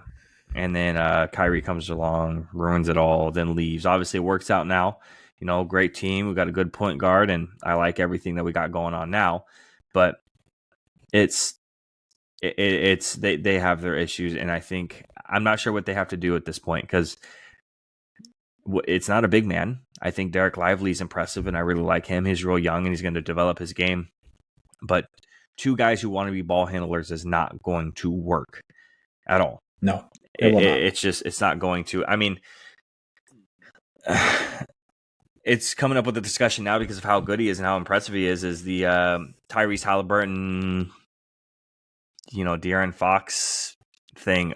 Would they ever be able to coexist with each other at the same time? Was moving away from Halliburton the right move? So that's obviously a huge discussion because of how incredible he is, right? Number one offense in the league, dog shit defense, Tyrese Halliburton and the Indiana Pacers are incredible to say the least, but the Pacers will make the playoffs someday. I don't know when that day will be, but they'll make the playoffs someday. And Tyrese Halliburton on that national stage, when the game gets physical and it gets tough, his game's going to be tough for him defensively, offensively. I think the Kings made the right decision. I think De'Aaron Fox is a two-way superstar. He is the clutch player of the year. He's fourth quarter Fox. He is amazing on defense. There's so much that he brings to the table. And Domantas Sabonis is just absolutely amazing. So I'm the believer that it's one of those rare trades where, both teams worked out. But, it'll remain to be seen. I love Tyrese Halliburton as a player. So, but, I love the fact that we have a front office that's not afraid to go for a massive splash like that. So it was not popular at the time. It's immensely more popular now that we broke our playoff drought. And it remains to be seen what the Kings accomplish this year. So last topic of the night, and I've been looking forward to this one since I kind of saw the initial post on Instagram. Most improved player odds standing right now. Favorite, Tyrese Maxey. 2 is Sengun. 3 is Scotty Barnes. 4 is Cam Thomas. And 5 is the man that we just were talking about in Tyrese Halliburton. For you, where do these people stand for most improved player so far? Obviously, 20 games in, right? You still got 60 games to play, a lot left. Who is so far early in the season, who's your most improved player now? And do you think it'll change by the time we hit maybe midseason? Another 20, 25 games, we'll revisit this halfway through the season and see where we're sitting. So do you think, one, who's your most improved player, and do you think it'll change midway through? I think anything can possibly change as a massive cop-out. And one of the things about this podcast is that I told myself I'm not going to sit on the fence. If I could have any of those players on my team, I mean, I would probably, Tyrese is Tyrese. But if I could have any of those players on that team, I think what the Houston Rockets have in Sengun is just a Nikola Jokic a couple years away. The Kings played the Houston Rockets twice. They played them without De'Aaron Fox was hurt. They lost to him both times. And Domantas Sabonis just got absolutely taken to school by this kid. Domas has his matchup problems, and he tends to shy away in big opportunities. And there's definitely some things, we paid him a lot of money to not be able to carry the team to a victory. Paid a lot of money for, 20 points, 10 rebounds, and 8 assists a night. When De'Aaron Fox isn't around, he really doesn't bring that to the table, and that's fine. But Sengun is just, I would be, one of the reasons why I want to start a podcast is because in 2018, I tried to convince anybody that would listen to me that Buddy Hield was 1,000 times better than Devin Booker, because he was. He's not anymore.